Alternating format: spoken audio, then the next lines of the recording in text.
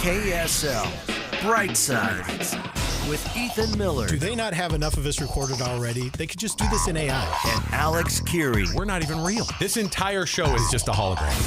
This is KSL Brightside, the after party. But it's before. With Ethan and Alex on KSL News Radio. Okay, welcome to KSL Brightside. I'm Ethan Miller here with Alex Keary. We did it. We're on the air. We're doing this. And Alex, we have a special program today, a special Let's Get Ready for Fall. We hit 100 degrees yesterday. We won't today. They say, but they also say that we might. We might? Again? Is that back into play? Caitlin, we're getting close to 100, aren't we supposed to?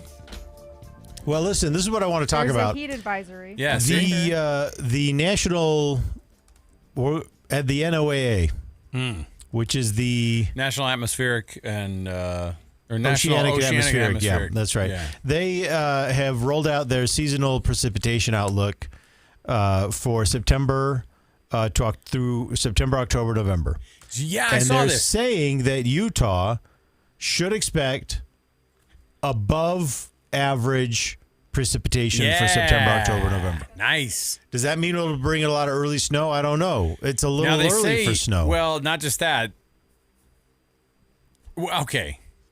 The Super El Nino event is also something that's supposed to contribute to the possibility of a big snow. Yeah, but who can explain El Nino I know. to me? Like Kevin Eubank. Kevin could come on.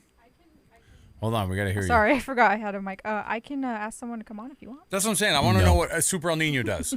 No, we do. We don't need to do it right here, but Maybe why don't we do it today, from 1 to 3? Within the or whatever.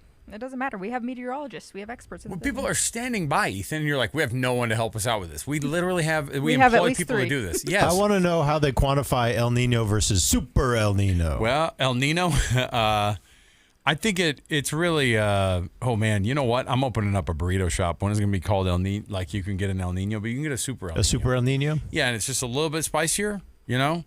Okay, so let me see. So everyone's looking forward to this. We're supposed to get more. Super El Nino. Yeah. El Nino. We're supposed to get more. We're supposed to get more precipitation than normal, which I understand is important. I know. I'm not I looking saw that forward one to of it, the. but I understand. I saw that one of those ski resorts set its opening date for November 20th. So they're. Oh gosh, that's optimistic. I know. That's what I'm saying. I don't know if.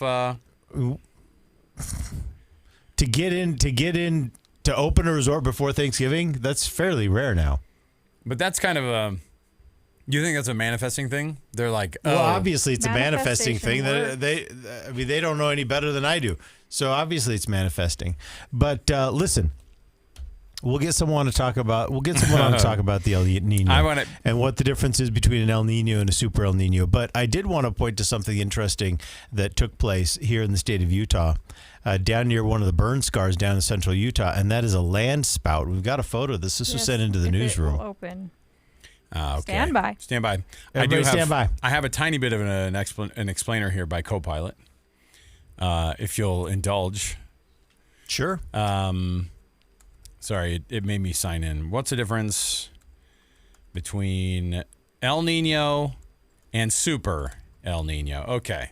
See, we do this live, all right? We could have done this before the show, but I have more. Sorry, I'm trying to get this picture, but okay, it's mostly crashing. strength. It's mostly strength. So again, like I said, you get a spicier one if you get the So El like Nino more burrito. windy? Like what do you mean by strength? Natural climate patterns. Okay, El Nino is a Right. natural climate pattern. Right. Pacific Ocean becomes warmer than normal, affecting weather around the world. Okay. They consider El Nino when the surface temperature is at least 0.5 degrees Celsius above average for a sustained period. Super El Nino is when it's 2 or more above average, which is where we're at this year. Oh, okay. So we have these are warmer. The warm Pacific affects the weather on the planet more than most other places because it's the largest ocean. But, all right. Well, I want to see this land spout. So this is called tell a me what land that spout. is. Tell me So what that this is. was sent in by someone named Dale Christensen. Not a and, tornado? It's not a tornado. But this was confirmed by actually Devin Mashuli, who's one of the meteorologists. This is a land Works spout. here. We could which ask is- her about El Nino. No. Okay. Which is What's going on? she says a land spout is technically a type of tornado, but it's not attached to a cell. So usually tornadoes will kind of start up at the bottom. This starts start up at the top, up in the clouds. This starts down on the ground. Did you hear I said things up from there. She says, like she's over here. I know, like she's over here writing textbooks and not citing her sources. I'm trying to give her credit. I'm trying to recognize her expertise. Devin says that it's not the type of tornado. It's like, okay. Now, okay, my question is, Devin seems to think that it's a type of tornado. Is that fast, better? She said technically. So how fast is the wind whipping around when you have a land spout like this? They are. I mean, they're not huge. They're not going to do like major damage, things like that. We don't have any estimates on what this might be. This was just a photo someone sent in. Do we rate them like tornadoes? Devin identified it. Do we rate them like, it's an F2? I bet they probably could if they had the data on them. I bet it's probably tough to see data because they exist so low to the ground. It's probably tough to get. So that spout is just water, basically. No, it's like, there could be water vapor. There can be dirt. All kinds of debris. things. Debris. Uh-huh.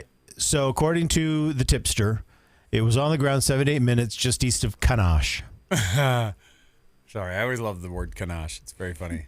It sounds like something would be like, and we had a little bit of time. Why don't we go Kanash a little bit? Those are great town names down there. I know. Well, you got Kanash and Hurricane and Tokerville and What's the one with the pants? Orderville. Orderville and their pants. But Orderville's not a very funny name. Paragona. No. Parawan, Paragona. Paragona, yeah. And Cedar Panguitch. City. Oh. Panguitch. Yeah. There's some good names down there. I do like all the names down there. Let's start naming more Southern Utah city names that sound funny. Veo. All right. What do you got? I was just going to tell you that what I heard this morning. So the high today it says on KSL it's 99 because we talked about that and didn't have an answer. Yeah. But the National Weather Service said that today could be our very last 100-degree day if we get there. How do I say Which I am goodbye? so great. I'm not for sure, but I would be so stoked for that. We had this discussion yesterday with Jeff Kaplan, and Ethan and I were having this discussion with Jeff in the studio. And I think I'm in the minority. I hate the heat more than I hate the cold. Yes, me. I don't function. I don't do well at all either. But partly it's because I don't like. Okay, look, I don't like putting a leg out of the blanket at night. You know what I mean? Ethan is a terrorist. He leaves his window open and then he's like, and then we just don't do any covers or sheets on the bed. We just sleep like this. That's actually true. You have to. I have to have at least like a little sheet. I gotta have all sorts of things, but I would rather, like I said, but it's just getting hot. It's just getting too hot. I can't get it above, or I can't get it below like 75 on days like this when it's 100 degrees I had out. a nice night last night. Problem is the dog kept me up. Freaking Judy. Oh my goodness. Next time, take a video. Did you see the video of all the reactions? Mine are all like, hey, whoa, boo. Ethan's are all like, oh. That was literally okay. So if anyone saw that video, every clip except for one was from yesterday's show. I know. Me and Corey, our board operator, were just back there. Like I was like, I gotta cut that. I was like, there's a video that's happening. The emotional gamut that we run through the studio, but not like ourselves personally, but like I'll be like, hey, baby. That basically, I found out that I make a bunch of stupid noises, and then Ethan is rolling his eyes and covering his face the whole. It just happened to be what happened yesterday. I know. I don't know what to do. I just don't know what to do about it. These were all stories. It wasn't based off. You weren't reacting to me. I feel like you weren't like mad at me, but it did feel like all the stuff that I was doing, Ethan was reacting to those things. I was like, and he's like, oh, idiot. So there's that. Millard, what else do you have here on a Friday? So I also wanted to talk about because fall is here. Fall is football. Okay, it is, and so looking forward to that. We got who plays their first game here in Utah? I'm pretty sure. Which of our teams plays first? I'm pretty sure the big ones, Utah and BYU and Utah State. I know, but I'm saying those the two biggest ones and Utah State. Utah will play the three biggest ones. Utah will play first. Stop trying to make Utah State like it's on Utah the same State level. we need Utah State to make it interesting. I get that's important, but because otherwise it's just us and BYU. So both BYU and Utah State play on Saturday the 5th. Utah kicks off the season first on September 3rd, which is a Thursday. They've typically played these Thursday games against an FCS opponent. And they're going to do the same thing. So it looks like they're playing. Yeah, they're playing. I'm working on that. I'm working on my trip out to Lawrence to watch Fuller kick. I heard Fuller's name mentioned on KSL News Radio. So Ethan's nephew punts for BYU. Yeah, and they were like, yeah, he's likely going to be the starting punter. So I'm gonna go out to Lawrence, watch them play Kansas. Here's hoping he punts the heck out of the ball all day. So Idaho comes to Utah on September 3rd, which is a Thursday. And so the Thursday game is typically the one that kicks off first. Sometimes BYU or Utah State might have what they call a week 0 game, which is like that late, which would be next Saturday, but they don't have one this year. So neither of them have one this year. So Lay's Potato Chips is releasing a new special edition flavor for football season. Are you ready for it? Have you heard about this? I haven't heard about it, but I will eat it. Brisket barbecue potato chips. Oh, that sounds yummy. How do you get because I'm a barbecue chip guy. I like barbecue chips. I like barbecue chips too. And so I thought to myself, this is redundant. What's going to be the difference? You think it's just let me describe it to you. Bits of brisket that are dried and put into the bag? The potato chips are made with similar ingredients to a classic brisket. Oh, I was like, what? Biscuit. Including tomato powder, brown sugar, vinegar, onion, garlic, plus an extra ingredient that you're not going to guess. That really makes it zing.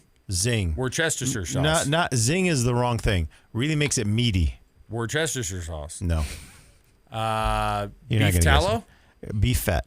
It is beef fat? They're putting beef fat in it. See now, for an extra meaty flavor. But what that does mean is that these Lay's barbecue brisket potato chips are not vegan. Correct. I love this so much, and I'll tell you why. If they're putting beef fat in there, they are crispier.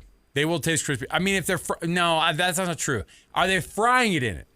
Because that's the difference. It's not indicated here. It just says that it's an ingredient.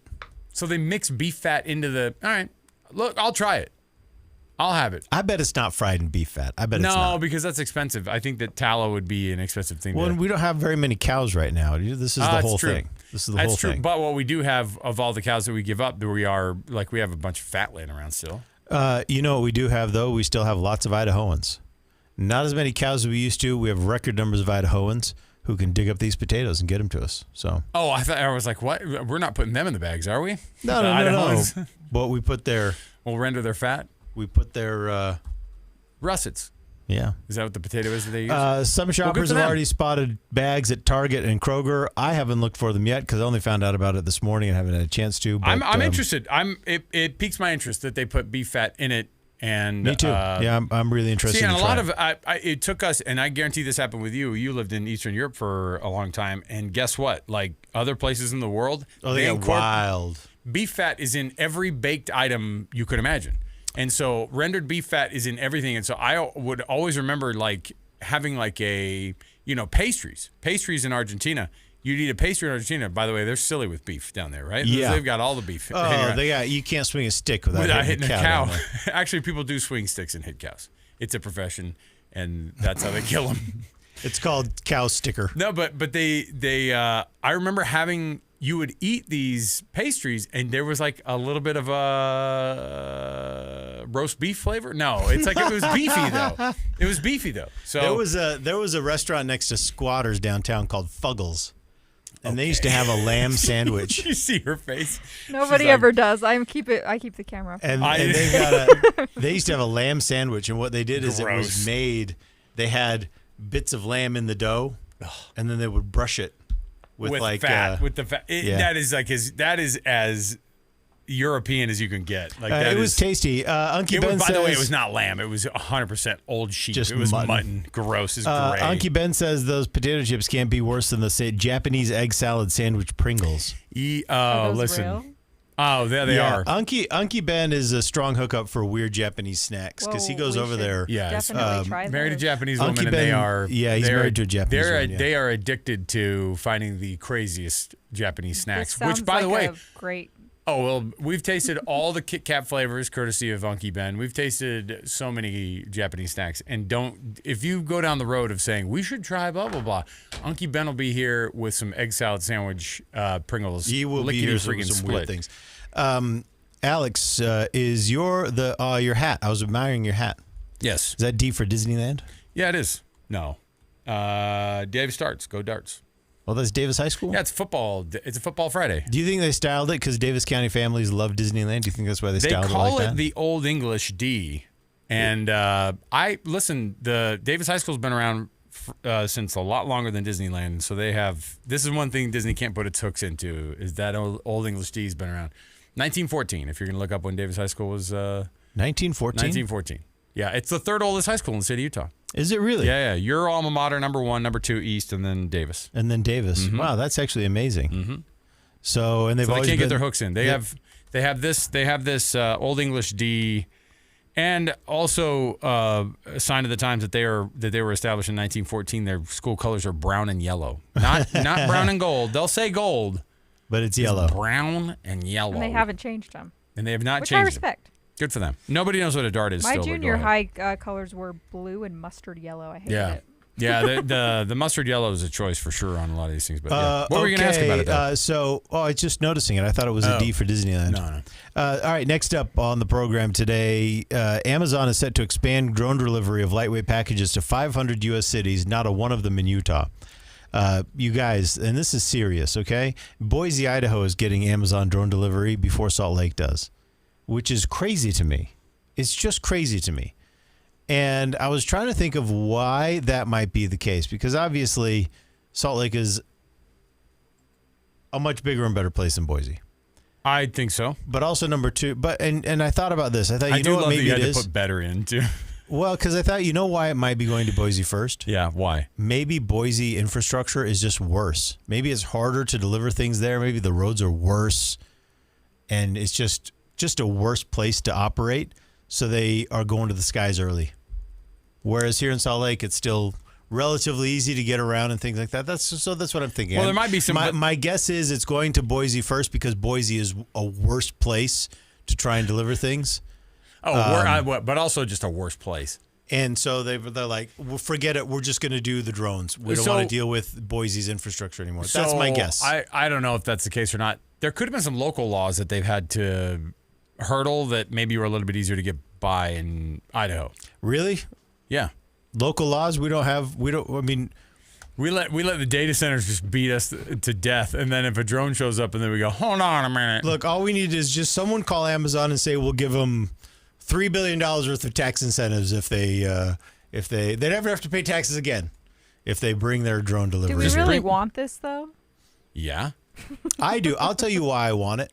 I'm curious. Because these are incremental steps towards the day when I'll be able to land one of those little quadcopter taxis in front of my house and fly across the valley. That's what I'm looking forward to. And so every little thing like this just advances us further and further along that path to where I just think that's going to be a neat thing. I think I'm just worried about the air traffic of drones all over the place. Well, there are things to be worried about because the drone delivery doesn't always go according to plans.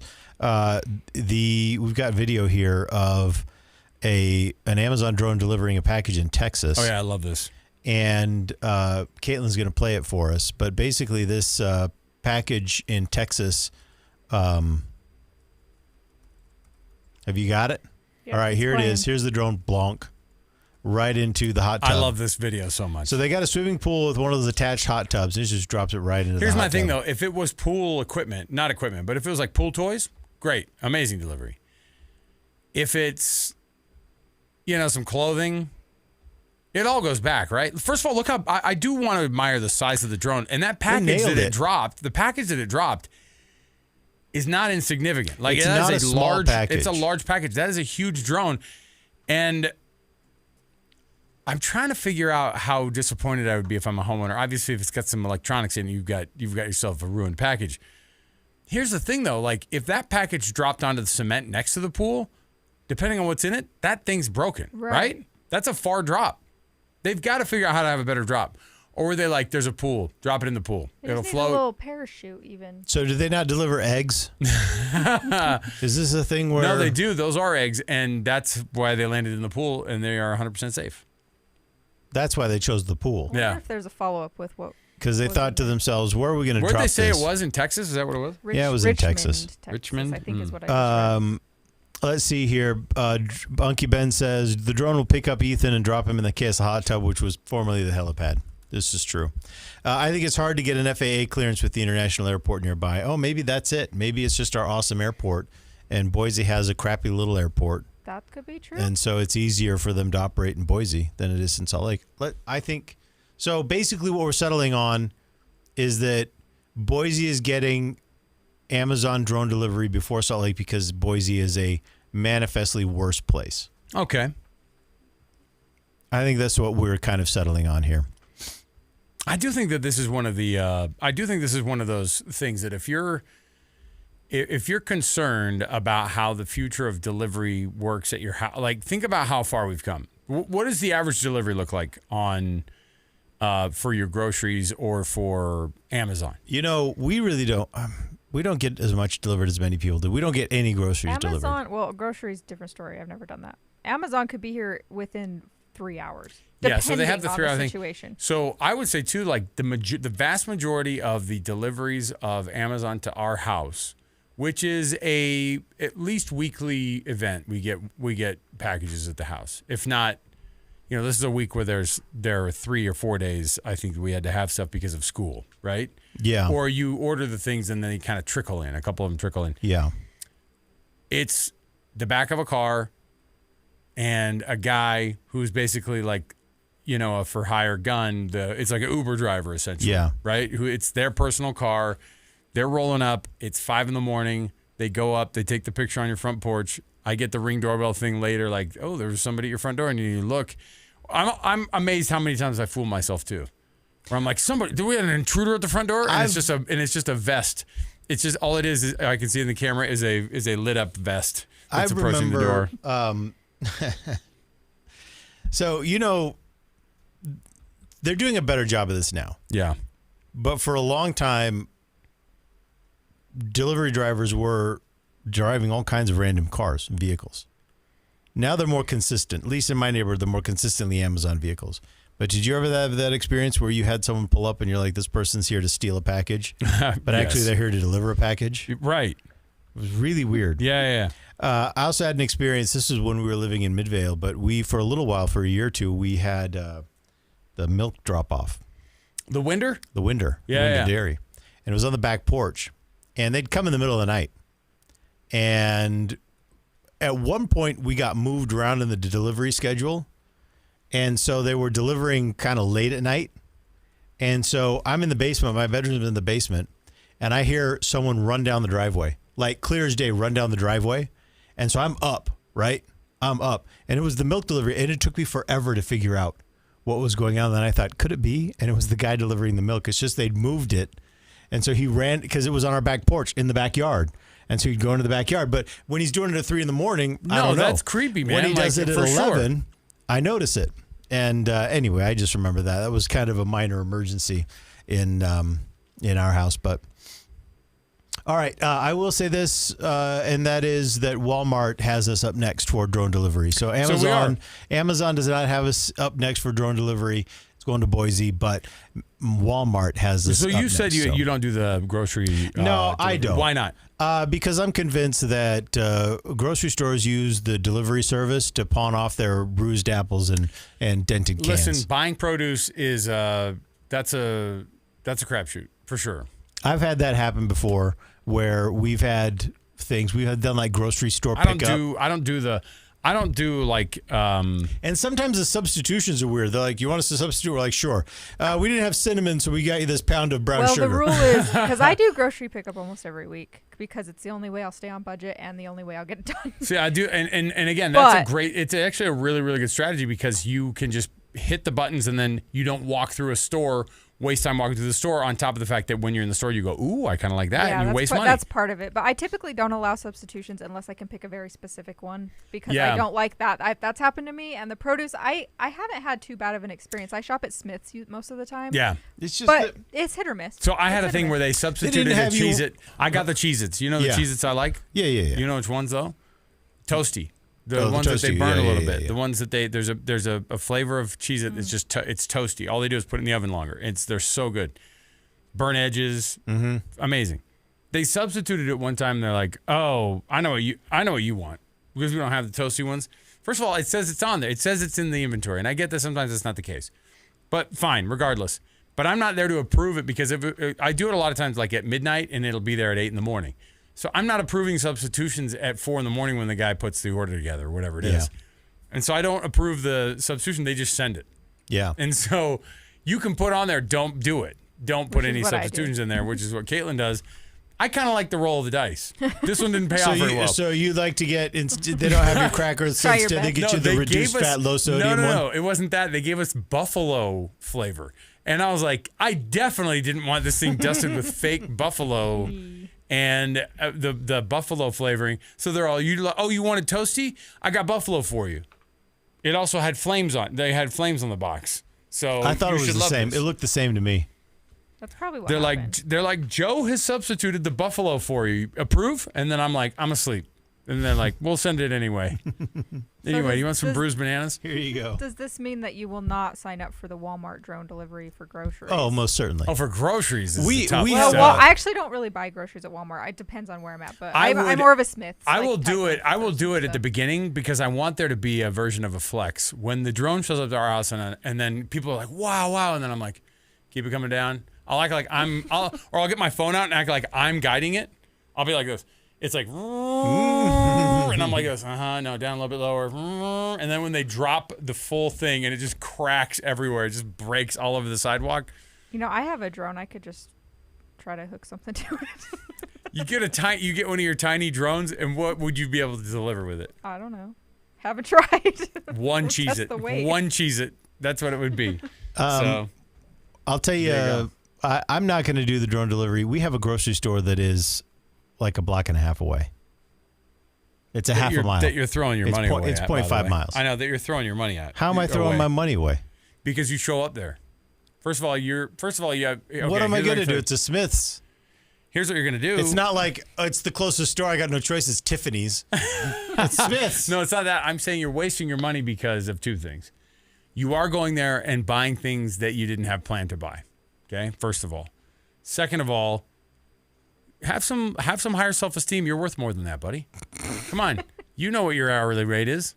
And you walking around a store is a waste of your time. I don't mind going to the store. I sometimes see people I know. Oh, that's for sure why I'm not going. It's a familiar place, and I see the checkers that I know. I get to know the checkers because I always do the checkers. Hey, Joanne. I never do the self-checkout ever. Oh, gosh, this guy. You know what? I respect it. I only do. Right. You're living like you are old man Millard. Like 1,000%. But I like my checkers. I don't use one of those scan it yourselves. Did I come here to work? The only time I'll use the self-checkout is if I have like one thing and there's a line at the checker, because now they'll only have like one real checker. But if they limit the amount of people that are checking out, not to save money, but they just don't want to deal with you.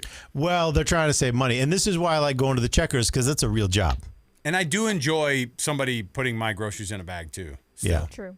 It's a real job, and I want to support real jobs for real. Do you remember workers. That the standard back in the day? Because I did groceries. I bagged groceries as one of my first jobs at an Albertsons in my town, and it was the standard. Every order that you took, you bagged the groceries. And more often than not, it's not just asking about paper or plastic. They wanted paper inside plastic. They wanted double paper, all those things. And you had to just bend to that whim of that lady who's like, give me the double paper on all the bags. Why would you do double paper? I never understood double paper. Because they're stealing. I mean, it's essentially like not stealing. But you know who does double paper, whether you like it or not? Who? Trader Joe's. Yeah. Oh, yeah, for sure. And especially if there's cans in there or anything heavy. But the double paper, all the plastic, paper inside plastic, because they want the benefit of the paper, but also with the handles of the plastic, because the handles on paper bags are garbage. And so I would have to do this, but every order walked out to their car. I loaded it into their car, too. That was the standard. Yeah. And you couldn't accept tips because of the stupid bagger boy union that I was a part of that agreed to that. They still talk about you in Dallas, in the Dallas metro area. They're like, you remember this? It was Mukilteo. Oh, they still talk about you in Seattle. Washington, yeah. Mm-hmm. You're a local legend. And it's not an Albertsons anymore. I drove past it a few months ago. It's what is it? It's like Safeway or some Kroger brand now. I like having a store close by, so I'm not going to do the delivery. Millard, final thing here on our Friday. All right, final thing. This is a story that I really, really, really, really liked. So this is the story of a young man who's just starting his pro career in the minor leagues for the Milwaukee Brewers Class A Wisconsin Timber Rattlers. His name is Sawyer Strosnider, and he hit his very, very first home run. And I want you to watch this video of his very, very first home run. And have you got that pulled up here, Caitlin? Is that it? Let's see. So here he is. Oh, Oh, hold on a second. It might be loading. So there he is. We're having a hard time seeing this. Anyway, at some point here, he hits the ball. Here we go. We'll let it replay. And it's caught by that guy in the white shirt. You know who that guy is? That is Sawyer Strosnider's dad. That's his dad. His dad caught his first professional home run? Yep. Sawyer Strosnider's very first home run in the pros was caught by his own father. Give me back my son! Mel Gibson rolls up. Isn't that cool? Now, this was by coincidence. At first I thought, well, so does his dad just kind of know where he hits? But his dad gets really nervous during these games, and he's always done this. He just goes around, he stands, and he spends time in different areas of the ballpark. And he just happened to be out in that spot, and just a few minutes later, he'd been off on a foul line somewhere. He was off there's a party deck out there. I could always rely on my dad not being in the stands. I could look around during a game, and let's say I'm on the middle of the field, and every once in a while I'd be looking down the field, and my old man's not hop the fence because he wouldn't do that, but he's inside the fence because he would just walk wherever he wanted. And he'd just walk inside the fence, and he would just be like standing maybe under the scoreboard, kind of crouched down watching, because he's watching me play line, play the offensive line, which is a position he played in college. And so he's like, he would just be down there, and he would just be like watching. And then he'd disappear, and then I'd be like, and then I'd go, oh, yeah, he's over. He'd be in the opposing bench area, and he'd be like, I'm sure they're going, who's this guy? But he looked like he kind of belonged. He looked like he was part of the deal. Well, because he knows football, and so he knew where to stand. But my dad was definitely like the pacer around the field. Did your dad give you a lot of tips and things on your play, or was he a coach for you? Or? He would typically. He was the guy who I had position coaches always, but I always knew my dad knew more, and he tried to be very good about being like, let the other guys coach you. And but he would, on the way into the locker room, he would be right, like when you're walking in the locker room, he'd make his way right there, and he would always say something. Yeah. And it was always encouraging. It was always like, you're not as bad as you think you are. He's like, pull your pants up. You can do better than you did last week. Things like that. I did have a baseball game one time. I hit a home run, and I run to the dugout. My dad's over there, and I come over to the edge of the thing, and he goes, your fly's down. I had these old baseball pants that had like a gold zipper, and he's like, hey, come here. And I was like, hey, what do you think? He's like, yeah, your fly's down. And I was like, nice. I even said something to him like, that's what you said? That's what you said about the home run, and my fly's down? And then I had to think about how I went around the bases, and people were either laughing or cheering at me. I don't know. Both. Thanks, Dad. He used to say. Look at that kid. Can't zip his fly, still hit that home run. He walked up there, made sure that his fly was down so that everybody knew he didn't care. He didn't care what was going on. This kid's a boss. So, no, he would always yell stuff on the way in that was very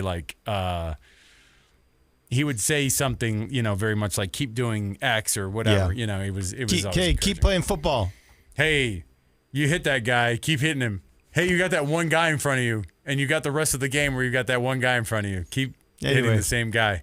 Just don't let up. Unless it changes. And if it's a different guy in front of you, hit him. Hit him. Have a great game. But remember, it's going to be football the whole time. Speaking of football, just real quick, as we're talking about sports, I don't know if you had something else to bring up. Sorry. Yeah. Bottom line is, it's going to get very expensive to go to football games. And I think Dennis Romboy is the one who did it for KSL.com. Or somebody wrote this article maybe for the Deseret News. Are we talking about the Deseret News? We can. I like Dennis. Yeah, Dennis is cool. I like Dennis. Yeah, we can talk about all the because we're not allowed to eat their snacks, and so I didn't know if we're going to allow to be able to talk about their inside joke. It's not an inside joke. Let's just say here's the inside joke. I'll just say what happened. Let's just say Dennis. Let's just say Dennis's story. No, I like Dennis Romboy too.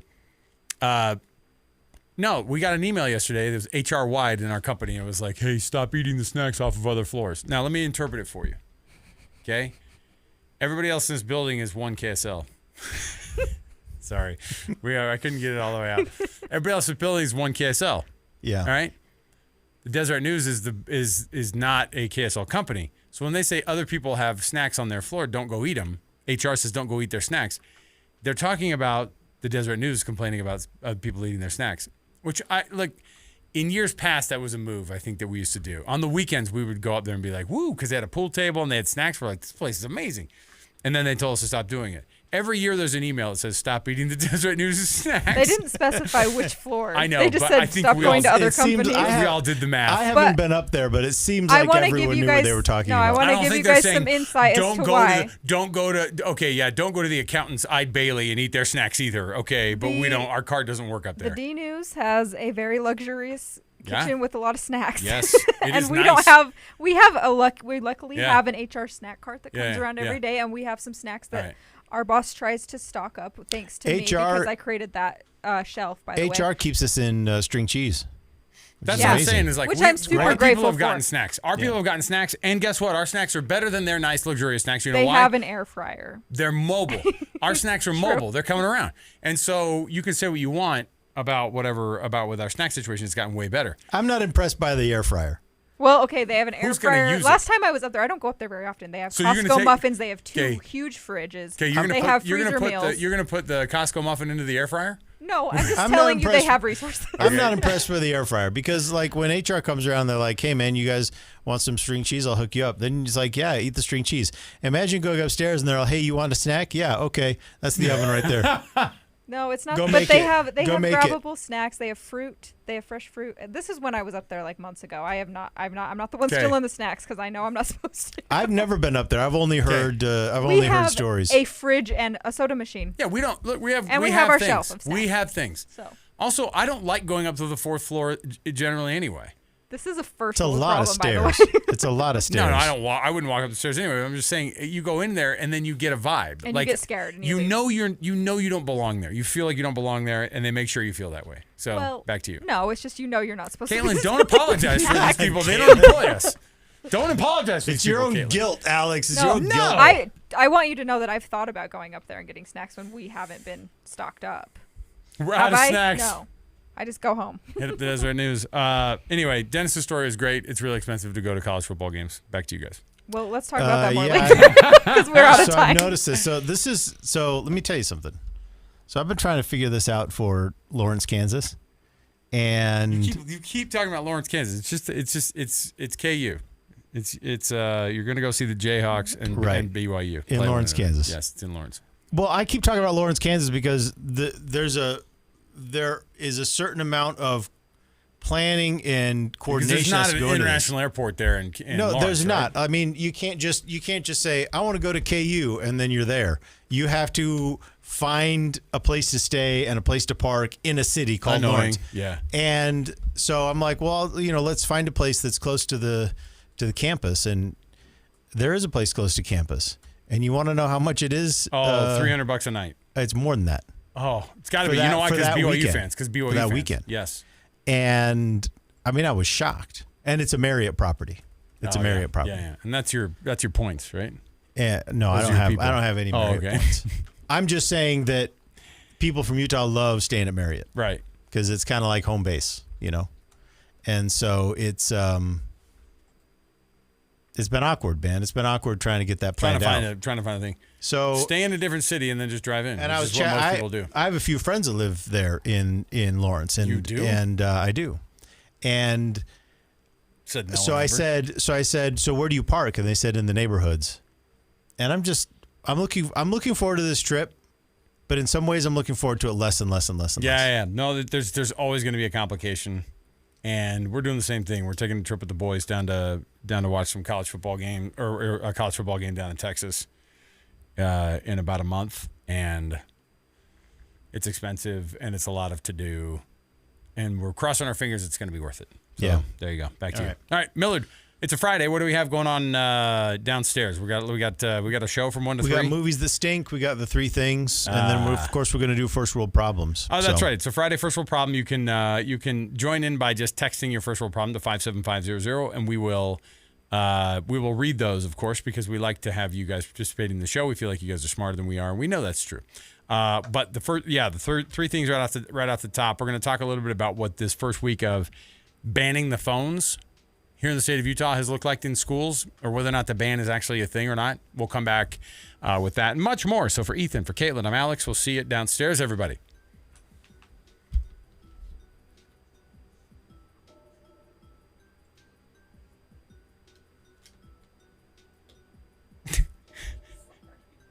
I'm all. I was going to say I forgot to change the background.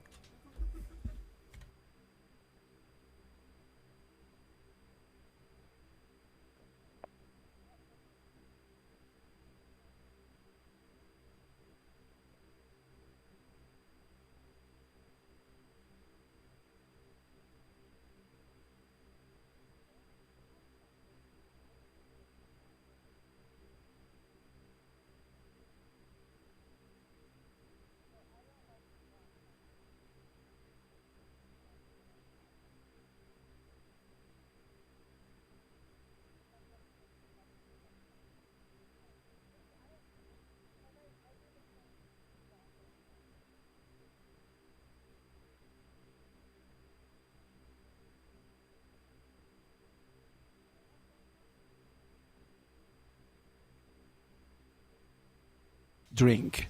99 cents. This one is flying. Yes, it is a name brand, and I have seen people with lots of them in their carts. Yes. Hey, here's another fun little hint. This is something I've done here at NPS.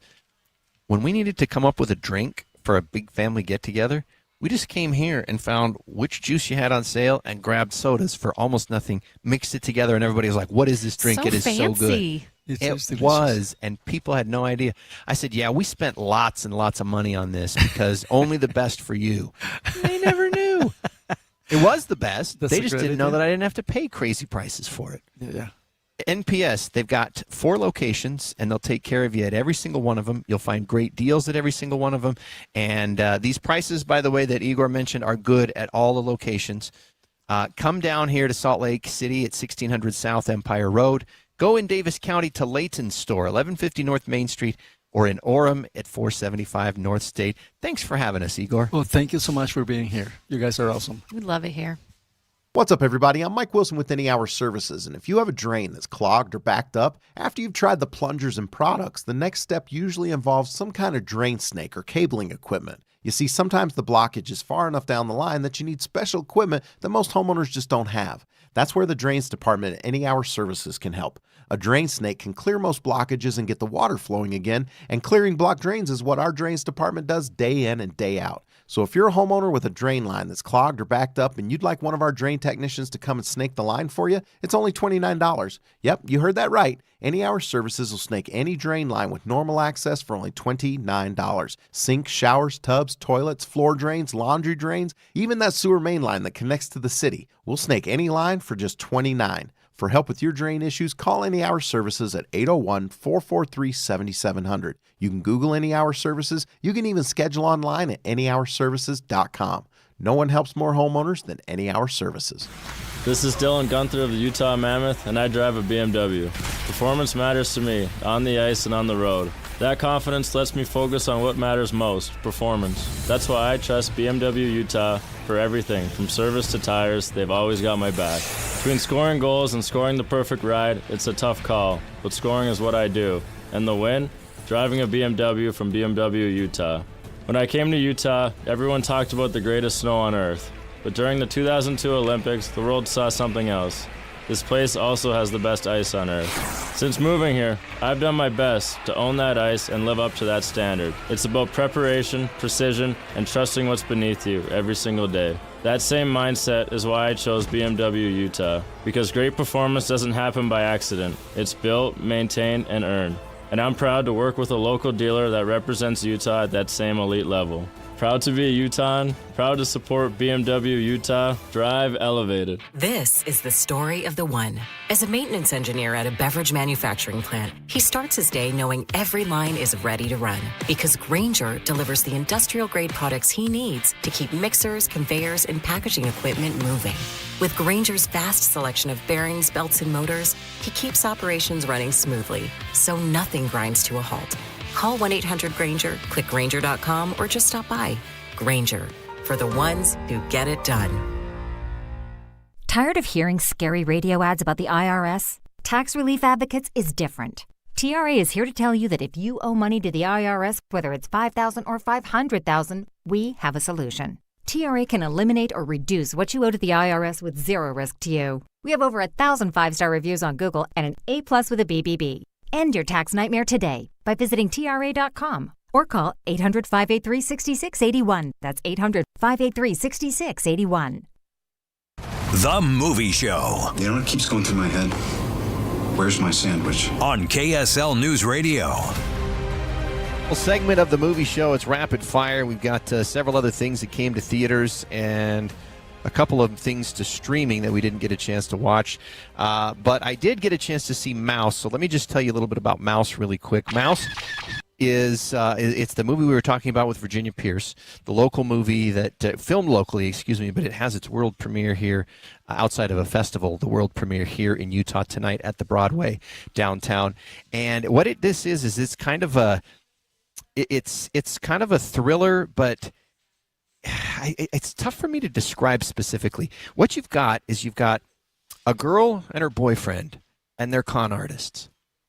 And you've got a guy who's sort of a low-level con artist. He lives with his mom. He's kind of poor. He steals things that he won't really get caught for. Yeah, so he steals bicycles. He starts with those kinds of things. And it starts out where he's narrating, if you're going to steal things, you got to do it like this. You got to make sure you don't do this. And it also shows how he doesn't follow his own advice all the time. At one point, he's at a garage sale, and the guy's like, "That's my bike." He's like, "I don't think it is."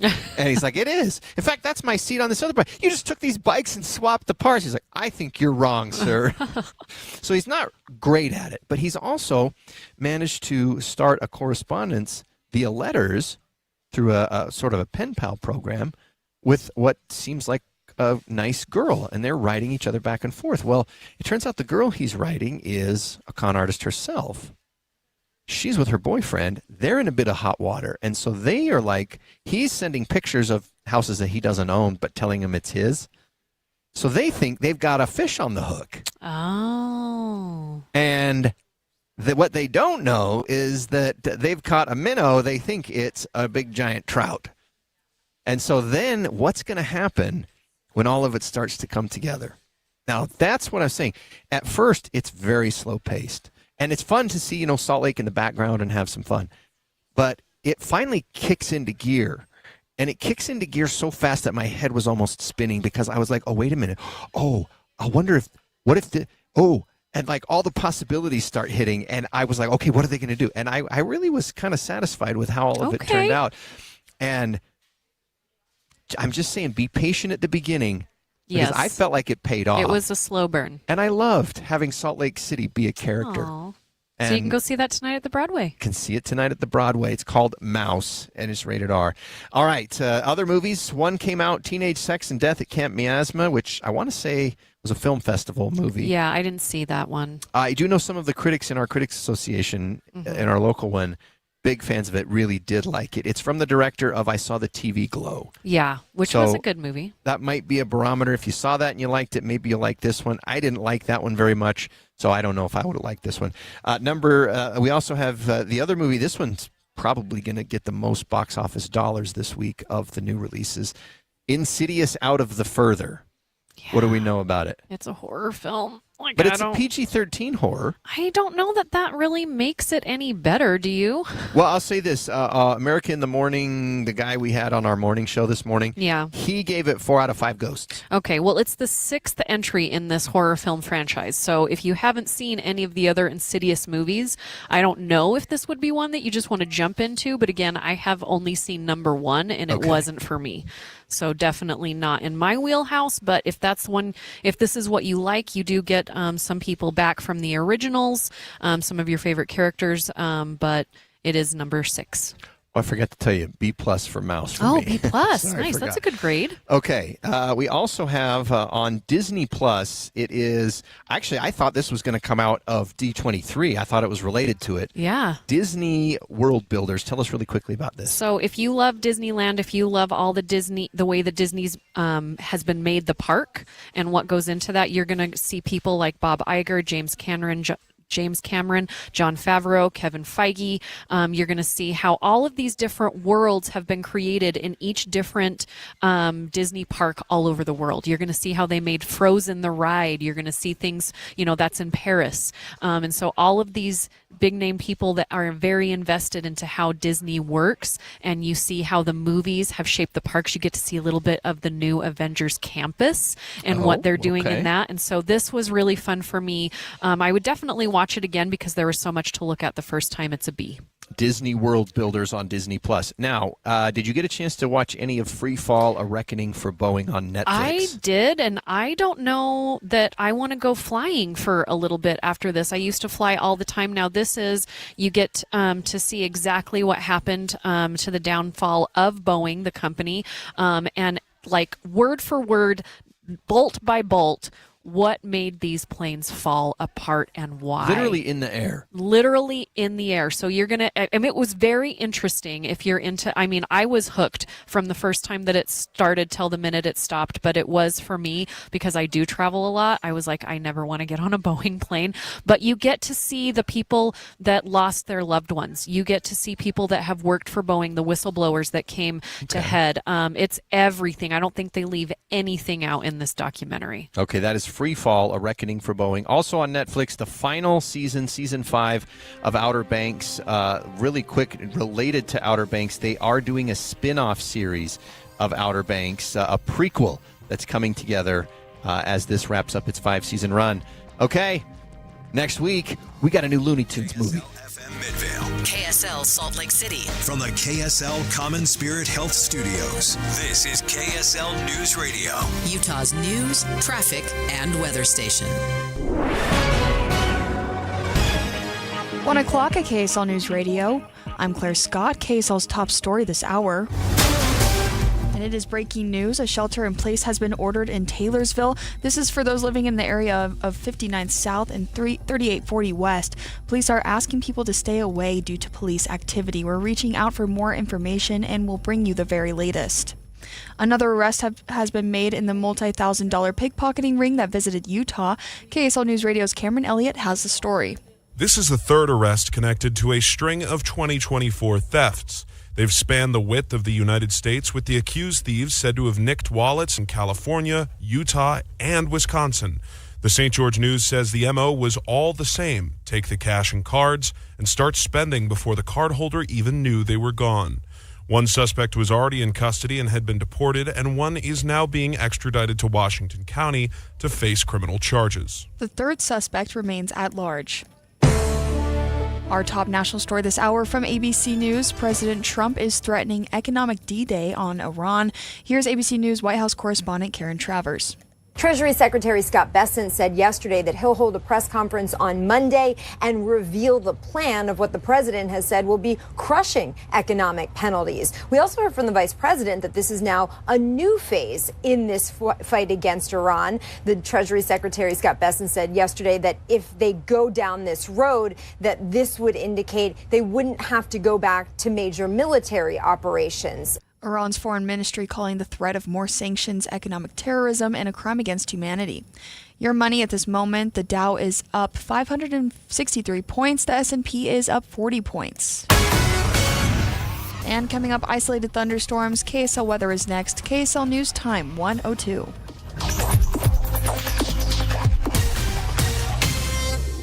A reminder about the simplest way to get updated for your day. Hit your KSL preset when you jump in the car, and we'll take care of the rest. Hear key news updates and traffic reports. Andy and Amanda from 5 to 9 in your car. KSL News Radio at 102.7 FM. At Uline, they know going the extra mile takes hard work. For companies pushing to go further, Uline will go the distance with you. 24/7, they answer the phone to get you the shipping and industrial supplies you need. Business can move fast.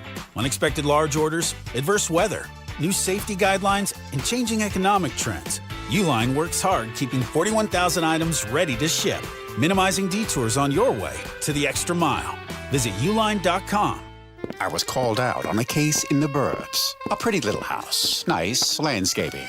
The owner was obviously upset. It's horrible. Look. Scandalous, to say the least. There it was. A brand new oak tree, dead as a doornail. But why? I only bought it from the nursery a few months ago. I stepped over the chalk line and dug down to investigate. Sure enough, circling roots. Like most nursery pots, this one, it caused the roots to spiral around the tree.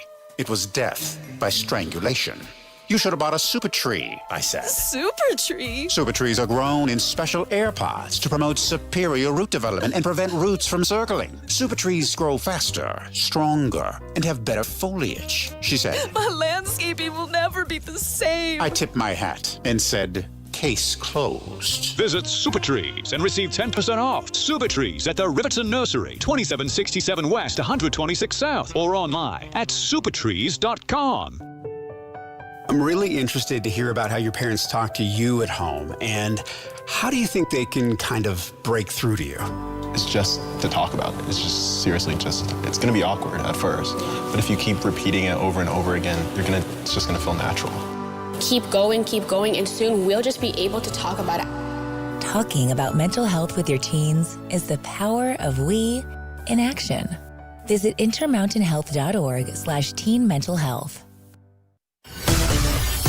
Emergency traffic and weather together, brought to you by UCCU. Learn how to save more this summer at uccu.com. Here's Cormac Bone. Traffic not letting up on northbound I-15 behind this vehicle fire 200 north in Kaysville. The delays start near Park Lane in Farmington, and it's really stop and go all the way up to the cleanup. Still only 2 left lanes getting through, and still trouble in Davis County northbound Highway 89 getting very full as you approach I-84 at the mouth of Weber Canyon. Some light delays southbound there as well on Highway 89.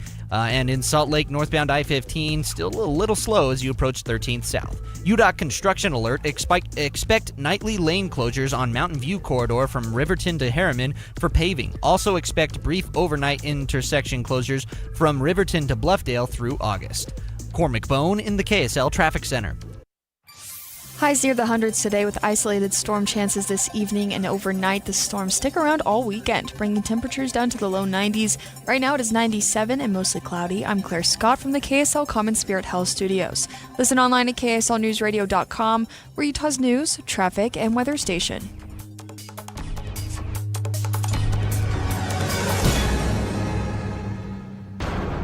KSL Brightside with Ethan Millard. Utah is one of the worst states for road rage. And Alex Keary. At this point, we're going to have to officially change our state bird.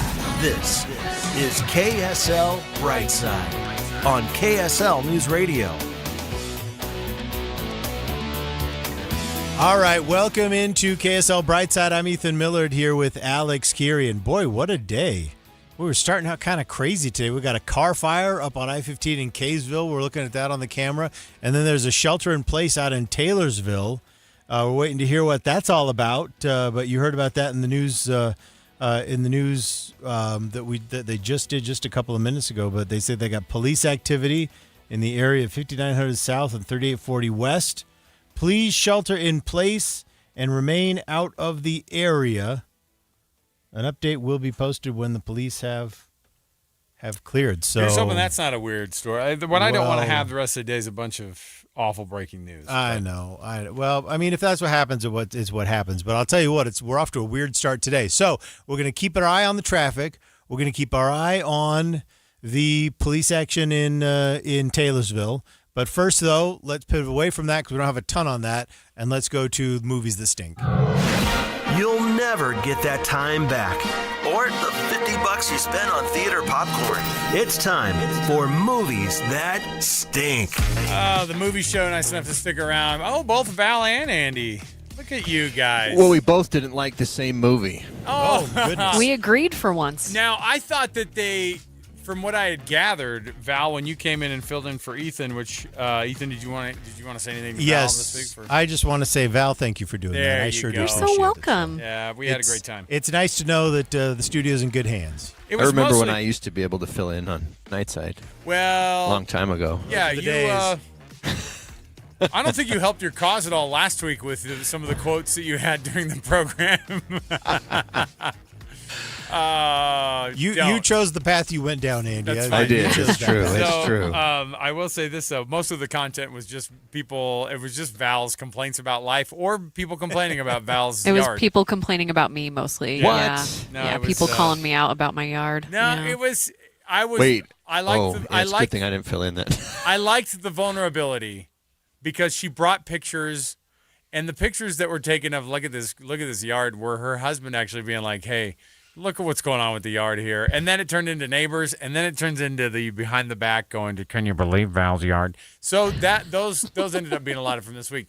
But I got the impression that you were like, that somebody suggested you watch this, and is that somebody Andy? And then Andy at the end also didn't like the locally produced movie? Is that what's going on? No. That's a different one. Yeah, that's a different one that I haven't finished yet. She didn't finish it. Yeah, I need to finish it still. But we both finished a movie that we couldn't watch until yesterday because the studio didn't screen it for us, which is usually a tell, right? A tell. All right. So what did you guys both agree on that you both didn't end up enjoying?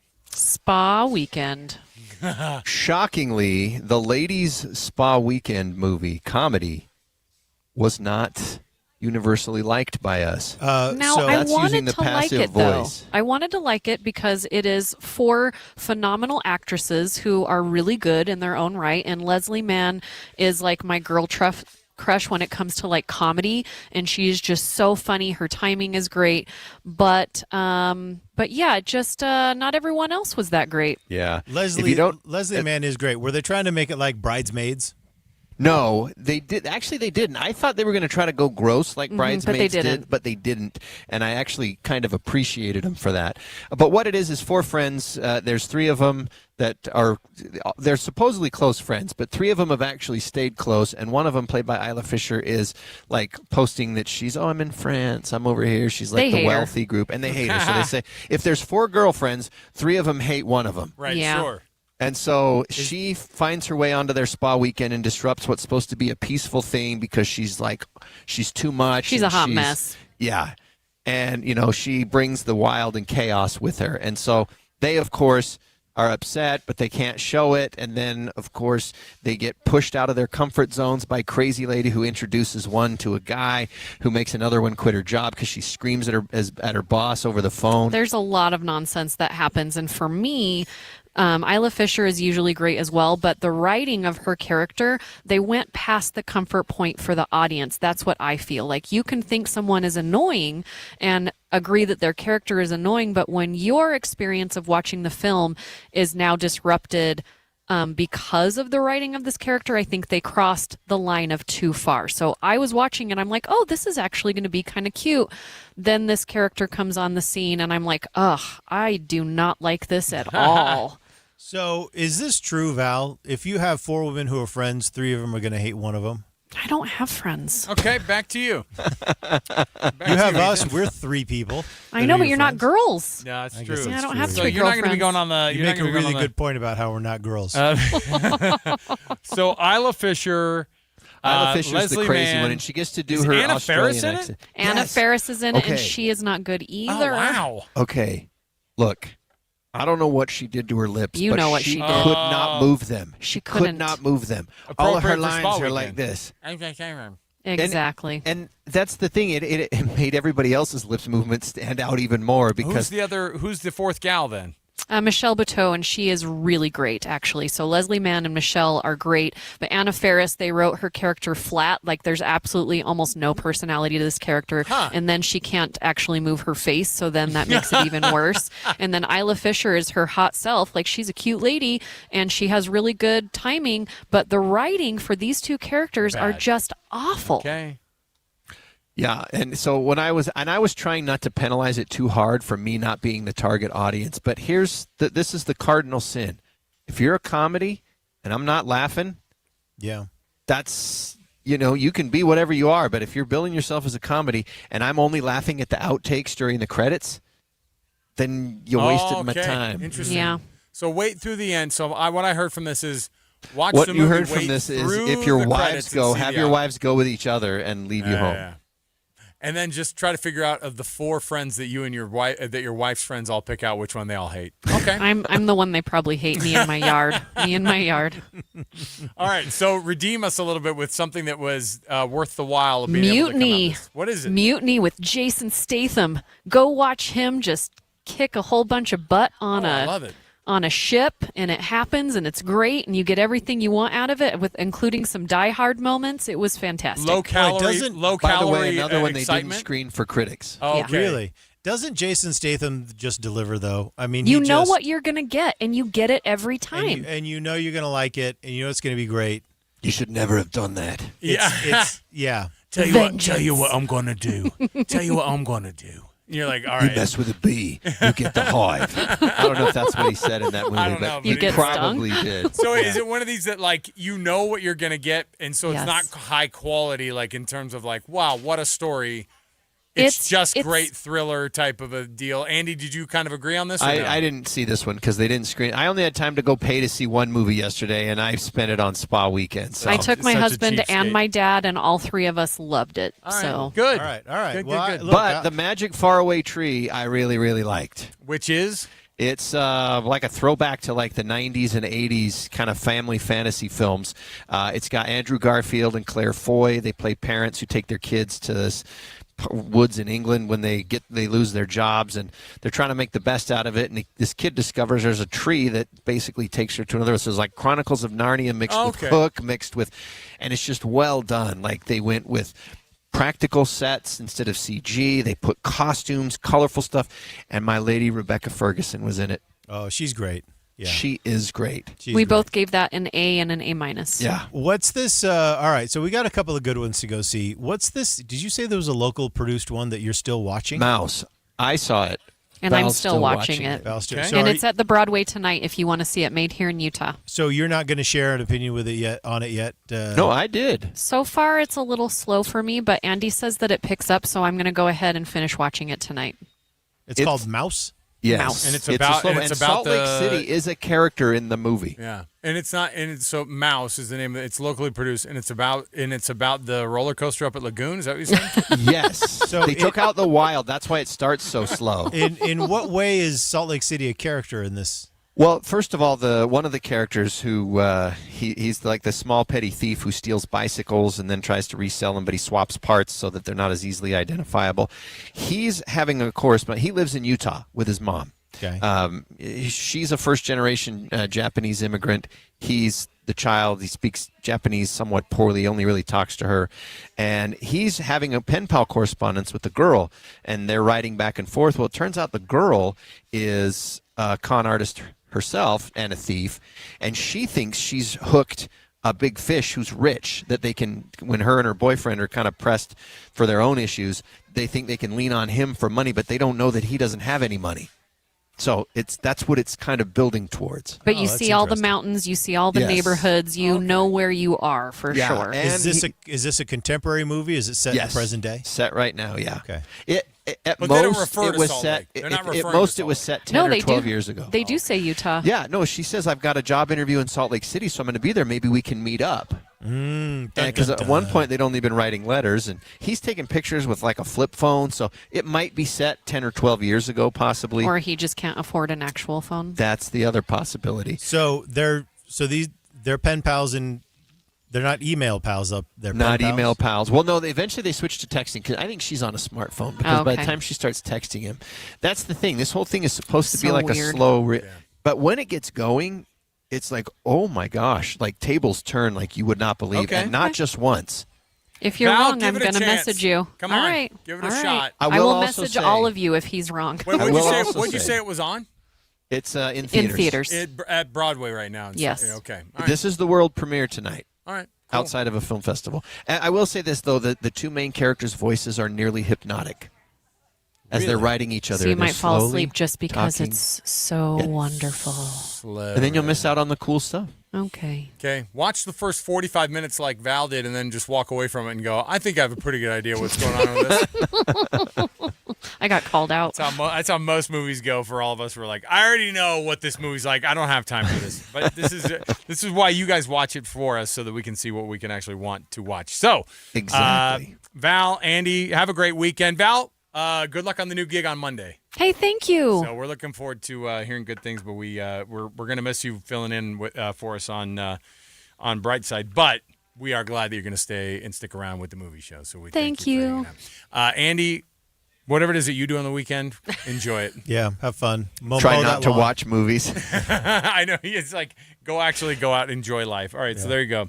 Andy and Val, the movie show, of course, every week. You can join them right here on KSL News Radio. We'll be back. More to go around the corner. We've got our three things, of course, on a Friday. Also, start thinking of your first world problems on a Friday. 57500. Start sending those things in. We, of course, read those for you on a Friday so we can all enjoy it together. Stay here. It's KSL Brightside. Hi, I'm Maria Shileos, host of the KSL News Daily podcast, where you'll get a deep dive on a story important to you and the 3 things you need to know each weekday morning. Follow the KSL News Daily today, wherever you get your podcasts. Summer is rapidly coming to a close and fall is right around the corner. It's time for all of us to get into NPS. They have 4 locations in Layton, in Orem, and the 2 stores in Salt Lake. At NPS, a nice place to save. You're going to save 20 to 70% each and every day. But look for those specials above and beyond that, where you save incredible dollars. And it's fun to shop at NPS. It really is an adventure. At every turn down every aisle, you're going to find things that are just amazing at an incredible price. But let's talk about groceries. Right now, it's so important for all of us to really stretch those grocery dollars. At NPS, you'll do exactly that. We love to take our grandkids to NPS. They have so many wonderful, fun things for the kids, and sometimes brands you just don't see anywhere else. It's all waiting for you right now at NPS.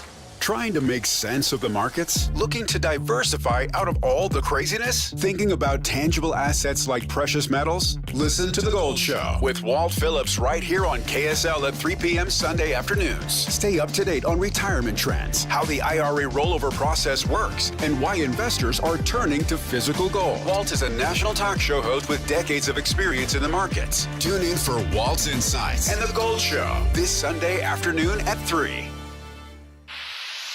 Pump up the volume. Business moves fast. Orders roll in, deadlines close in. When you ship with USPS Ground Advantage, you can keep up with confidence. Every package stays in our secure network from dock to door. And with nationwide reach, dependable tracking, and upfront affordable pricing, you get built-in peace of mind. You run the business. We run the routes. Visit USPS.com/Ground Advantage to learn more. This is the story of the one. As a maintenance engineer at a beverage manufacturing plant, he starts his day knowing every line is ready to run because Grainger delivers the industrial-grade products he needs to keep mixers, conveyors, and packaging equipment moving. With Grainger's vast selection of bearings, belts, and motors, he keeps operations running smoothly, so nothing grinds to a halt. Call 1-800-GRAINGER, click Grainger.com, or just stop by. Grainger, for the ones who get it done. Join me on the trip of a lifetime, an 8-day enchanting Rhine River cruise, August 7th through the 14th, 2027, so a year from August, aboard the elegant Amur, sailing from Basel, Switzerland to Amsterdam. We will cruise through the heart of Europe, past medieval castles, vineyard-covered hillsides, and storybook villages in France, Germany, and the Netherlands. And Morris Columbus Travel planned every single detail, so we just show up and enjoy ourselves. We're talking gourmet dining, licensed local guides at every port, a Morris Columbus tour manager right there on board, and exclusive pricing with savings of thousands off brochure rates. They've reserved just 50 cabins for our group, and I will be there for Q&A sessions and just to spend time together. This is a bucket list journey for me, and I hope you'll join me. Book in one click at morriscolumbus.com/KSL or call a Morris Columbus advisor at 800-999-4646. Optional pre-cruise Switzerland and post-cruise Amsterdam tours available too. Come see Europe with me. I can't wait. Morris Columbus. Getting help with electrical repairs is easier than you think. All you have to do is call Any Hour Services or schedule an appointment at anyhourservices.com. No one helps more homeowners than Any Hour Services. KSL Brightside with Ethan and Alex. Finally, something that justifies putting down your phone on KSL News Radio. Okay, welcome back. You're listening to KSL Brightside. Thanks for tuning in, everybody. And guess what? It's Friday. You guys, it's Friday. Yeah, it is. We thought there was a chance earlier today. I heard there was a chance we might make it to 100 degrees again today. But it's only 95. We're not going to I don't think we're going to make it. We're not going to get there. Which means it's already almost 130. It's only 95. The national, what is it? The National Weather Service is too cool for this. This makes it sound even more important. The National Oceanic and Atmospheric. Oh, yeah. Association. Either way, they're the ones, or the Weather Service have all said that this is going to be. We may have seen yesterday may have represented the last 100-degree day of 2026, and I could not say good riddance fast enough. Are you looking forward to a big winter? I want a big winter. I want all of the snow. I want, here's the thing, Ethan. I haven't turned on my snowblower in 2 years. Yeah, it's been amazing. And it has been amazing. I will say, I complain when we have to shovel and things like that or get the snowblower out. But it is kind of annoying, to live in a place that our license plates say greatest snow on earth and we don't freaking get it. We have none. Yeah. Yeah, but I will say also from a driving perspective with teen drivers, that's a lot fewer situations where they're driving around in tough weather to drive around in. This last winter was a real guilty pleasure for me. I know. I get it. But boy, I really loved that long spring that started in January and just kind of never ended. It was what an amazing year we've had. It was. Look, and I'm sad to let that go. Okay, but I get it. Okay. I get it. We had the argument yesterday and I was in the minority. You and Jeff Kaplan were both like, "Oh, I hate the cold," and I'm like, "I hate the heat. I hate the hot. I would prefer the cold over the hot 100 out of 100." Yeah, but you guys were the other way around. Maybe you can be on my side, 57500. I much prefer the cool than I do and the cold. I mean, frankly, I would rather be cold and be like, oh man, I had to put on that coat rather than I can't get comfortable when it's hot out. I can't get comfortable when it's hot in your house. It's just the worst. Make sure you get us your first world problems at 57500. You know what those are. Those are our Friday tradition.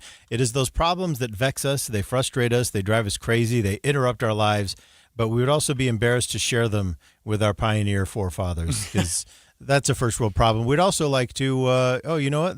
How about this? Look at this. My daughter Harper is turning 10 today. She would love a shout out on Brightside. And is it a birthday? Is it a birthday shout out? Yeah, and my understanding is that there are absolutely no KSL policies that will prevent that. Well, no. Harper, it's not about a KSL policy, and this isn't about a 10-year-old either. Don't try to work on the Harper strings with me, Ethan. You and I have taken a hardline stand on this. Happy birthday, Harper! You're 10 years old. You're the best 10-year-old we ever know. Is not going to be something that we say on this program. We can't say that, so we're sorry. But happy birthday, Harper. We can't say that. Hey, Harper, happy birthday. I hope it's the best day ever. Ethan and I are pulling for you. We've had 10-year-olds. Those are the types of things we don't say on this program. That's right. Okay? So get your first world problems into. Don't send your birthday shout-outs to 57500 because we don't do birthday shout-outs, Harper. Happy birthday, Harper. Oh, you think we're you think we do that like other programs? We don't do that on this program. But we do the three things. Oh, yes, we do. All right, let's jump in right here. Your top trending stories happening right now. KSL Brightside's The Three Things. All right, thing number one. Utah's Hogle Zoo has welcomed a new resident. Hogle Zoo? I love Hogle Zoo. What, did I say Hogle Zoo? Hogle Zoo. Hogle Zoo. Yeah. They've welcomed a new resident, a male tiger named Maxim, also known as Max. The 14-year-old tiger arrived at Hogle Zoo from the St. Louis Zoo. We're taking on their rehab cases now. Is that what's going on? How long do tigers even live? I don't know. That's what I was going to look up right now. No, let me do it. But you roll out the story. How long do tigers live in captivity? That's what we need to know. I also want to know what's tiger years versus human years. So yes, we need to know that too. So apparently he's laid back and good-natured. He enjoys water play, cardboard boxes, and the various enrichment toys. Apparently, he's demonstrated strong social skills through frequent interactions with his human caretakers, which I'd be interested to know the subtext behind that. What is frequent interactions with human caretakers of? But he's laid back. Oh no, he might murder you. He's only tried to eat us twice. Okay, in the wild, they're living between 10 to 15 years. So we're coming up against it. Captivity is between 15 and 19. So Max is going to retire with us. Max is living in his old folks' home. We may get the announcement next week that Max has been put down. No, that's mean. Exceptional cases 20 to 25. So there you go. You know what? We're pulling for you, Max. Let's hit 2025. I'll tell you. Oh, give me tiger years in human years. Because that's what he actually asked if I wanted that next, and the answer is absolutely. And then it proceeds to say, well, there's no official tiger years. Don't ask me to do it then. Yeah. But they did say, okay, so we're taking on Max, who's 14, who they say that would roughly mean about 80 years old in human years. No, you're kidding. It's what it says. So we've got an 80-year-old tiger? Yeah, I've got the conversion chart right here. And yeah, I kind of want to go see this tiger now. 20 years would be the 100-year mark. Does he still have his teeth? I mean, it says he likes cardboard boxes. So, It did say that. I mean, it's not just the teeth that we're worried about. He really loves the cardboard box. All right, thing number 2. The world's oldest living person, Ethel Caterham of United Kingdom. She turns 117 years old today. Oh, that's August like 22 21st. years in tiger years, dude. Yeah. That's right. She was born August 21st, 1909 in Hampshire, England. Among her achievements is seeing both world wars. Yeah. Loves the cardboard the box. rise and fall of communism, airplanes. She survived COVID-19 at age 110. Oh, my gosh. And that is the craziest And thing. she drove a car until she was 97. She attributes her long life to, do you know what she attributes her long It's life like to? whiskey and bacon. It's like something like weird like that usually, right? It's avoiding arguments. She says, You know quote, what? She says, quote, never argue with anyone. I listen and then I do what I like. I bet she only took that on in the last like 15 years where she goes, no, actually the newest version of that is I don't listen. I still just do whatever I want. I don't hear you, certainly. 117. I think it'd be amazing to live 117 years. I don't know how I'm much. I'm so curious about the future. But that's what I'm asking is that because my wife went and listened to like this medical AI expert at a conference that she was at, and they were insistent. Ethan, they were insistent that we are going to, in the next 50 years, we're going to get to the age expectancy is going to be like 100, 105, like the minimum. And you're going to see people who are going to live to 120, 125. And because they're going to unlock something in the medical world that's going to get us there. Yeah. And they were convinced of it. And both she and I are like, I don't want that. You know what it is? GLP-1s. Could you imagine too, by the way, you telling you sitting down with people to help them retire, and you're like, and look, you're going to have to start taking those required minimum distributions at 97 and a half years old now. Like, it's going to be awful.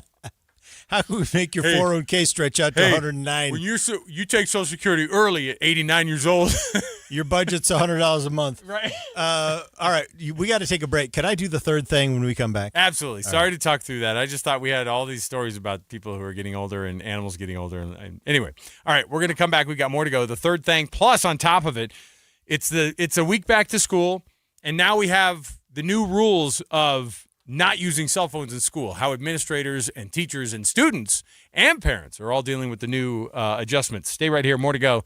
It's KSL Brightside. It's 1:31 at KSL News Radio. I'm Spencer Mahan. KSL's top local story this hour. A new report from the Kem C. Gardner Policy Institute shows that tourism in Utah generated $13.7 billion last year, a record number for the state. Utah performed well, especially considering the federal government shutdown and some of these challenges. Utah still remains strong and stable. Senior tourism analyst Jennifer Lever says billions of dollars in visitor spending supported over 167,000 tourism-related jobs and generated $1.6 billion in tax revenue. But the historic winter of little snow made for a decline in skier days, down 26.5% from last year. Our top national story this hour from ABC News. The murder trial of Tupac Shakur is nearing the end of its first week in Las Vegas. Jurors heard a recording of Davis speaking during a 2008 police interview yesterday, claiming his nephew shot Tupac. The big moment was yesterday, this 2008 recording with the LAPD, where the jurors heard it. In his own words, he said, hey, we did this. I had the gun. I gave it to a guy named Dre in the car. He was too afraid to do it. Then I gave it to Orlando Anderson, Dwayne Davis's nephew. Then pop, pop, pop, and it went off at that point. And then they went to the Monte Carlo, smoked a little bit, drank a little bit, and went to bed after that. Mm-hmm. So do they believe what he said in 2008, or do they believe him now? That was ABC's Alex Stone reporting. Your money at this moment, the Dow rebounded after sliding yesterday. Right now it is up 557 points. Coming up, another warm day on tap. Your KSL weather is next. KSL News time is 1:33. The sources where we get our news matters. When you listen to Utah's Morning News, we want you to feel the stories are important to you and trustworthy. This is Amanda Dixon. And I'm Andy Farnsworth. Join us weekday mornings on KSL News Radio. Thinking about replacing your windows? Choose a company that builds and installs them right here in Utah. Advanced Window Products is Utah's local window and door manufacturer that sells directly to homeowners. Hi, I'm Nate Orchard, the mayor of Sac Lake City with Advanced Window Products. At Advanced Window Products, there are no dealer fees, no middleman markups, and no extra costs to cover someone else's profit. From manufacturing to installation, every step is handled by Advanced Window Products' local team. Every window is custom built in Salt Lake City for Utah's homes and backed by one of the strongest warranties in the industry, a lifetime warranty covering labor, glass, and parts. Even better, it's fully transferable to the next homeowner.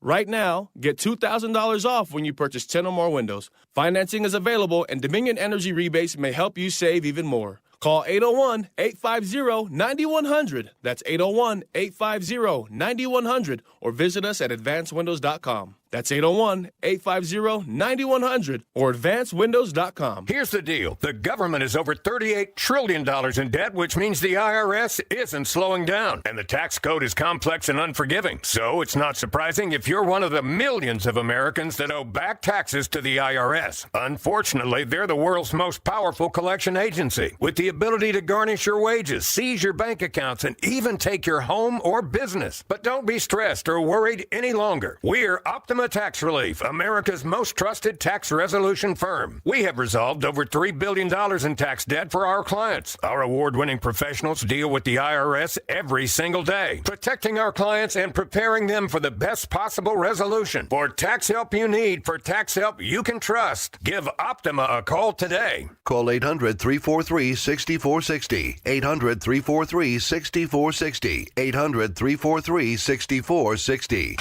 Optima Tax Relief.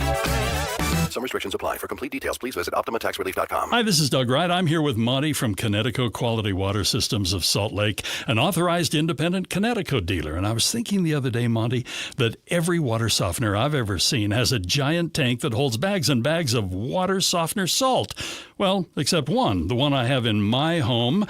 And I picture this, my Connecticut has the little salt tank about the size of a paper shredder or a small trash can. Well, Doug, that's because the Connecticut water softeners use so much less salt, an average of 70% less than other water softeners. So you don't need a tank that holds 6 or 8 bags of salt. I love the fact that it's so easy to fill because I don't have to lift those bags up so high, and it seems like those bags of salt, well, they're getting heavier every year. Yes, it does. When you're using 1 bag of salt for every 3 a regular water softener uses, there's no need for a large salt tank. Tired of lifting those heavy salt bags to fill your giant water softener salt tank?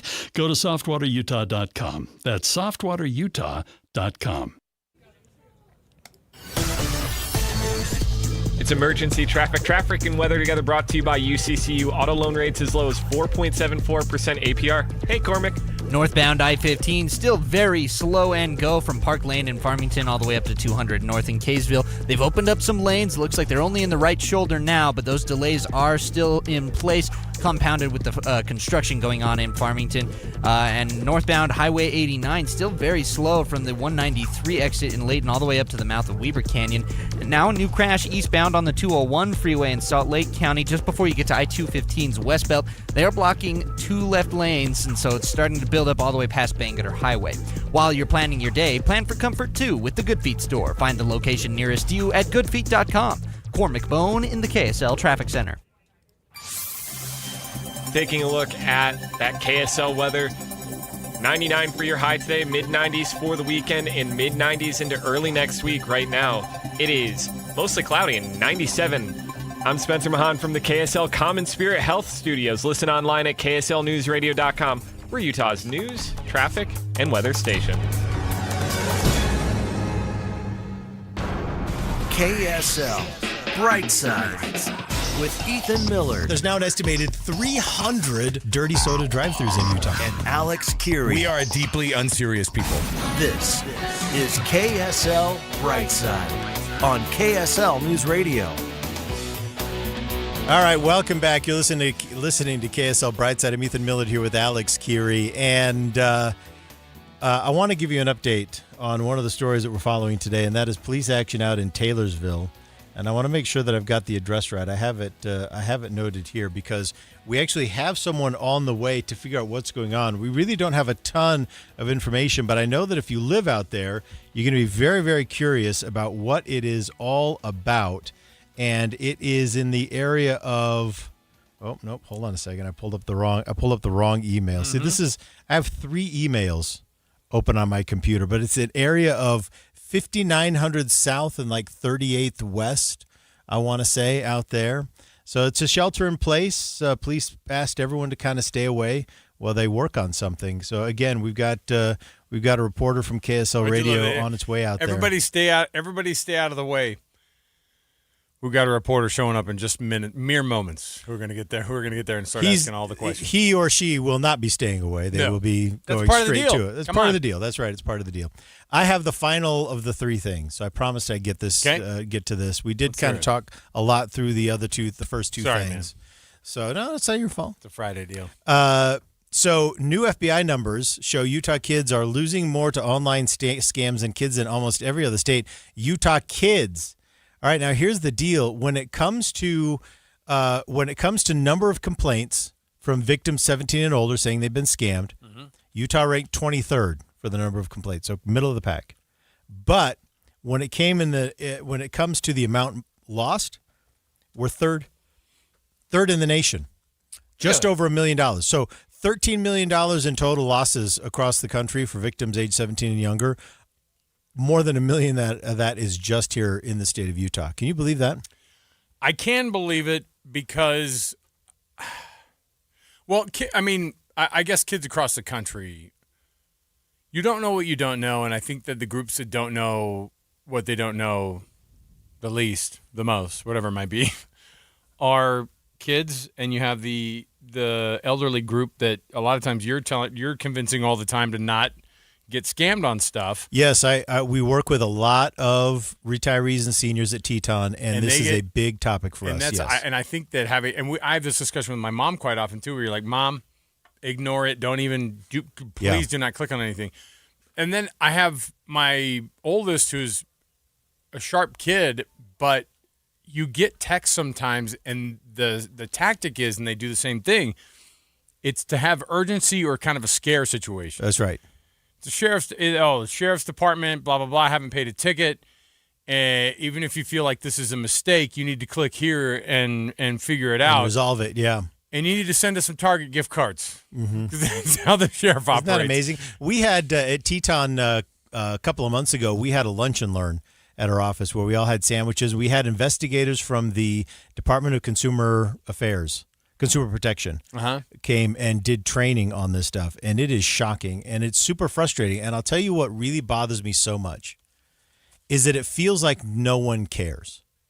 It feels like no one cares because when you have someone, they lost, $5,000 to some scam overseas, everyone kind of looks around and stares at each other. Well, it's financially devastating to this person, right?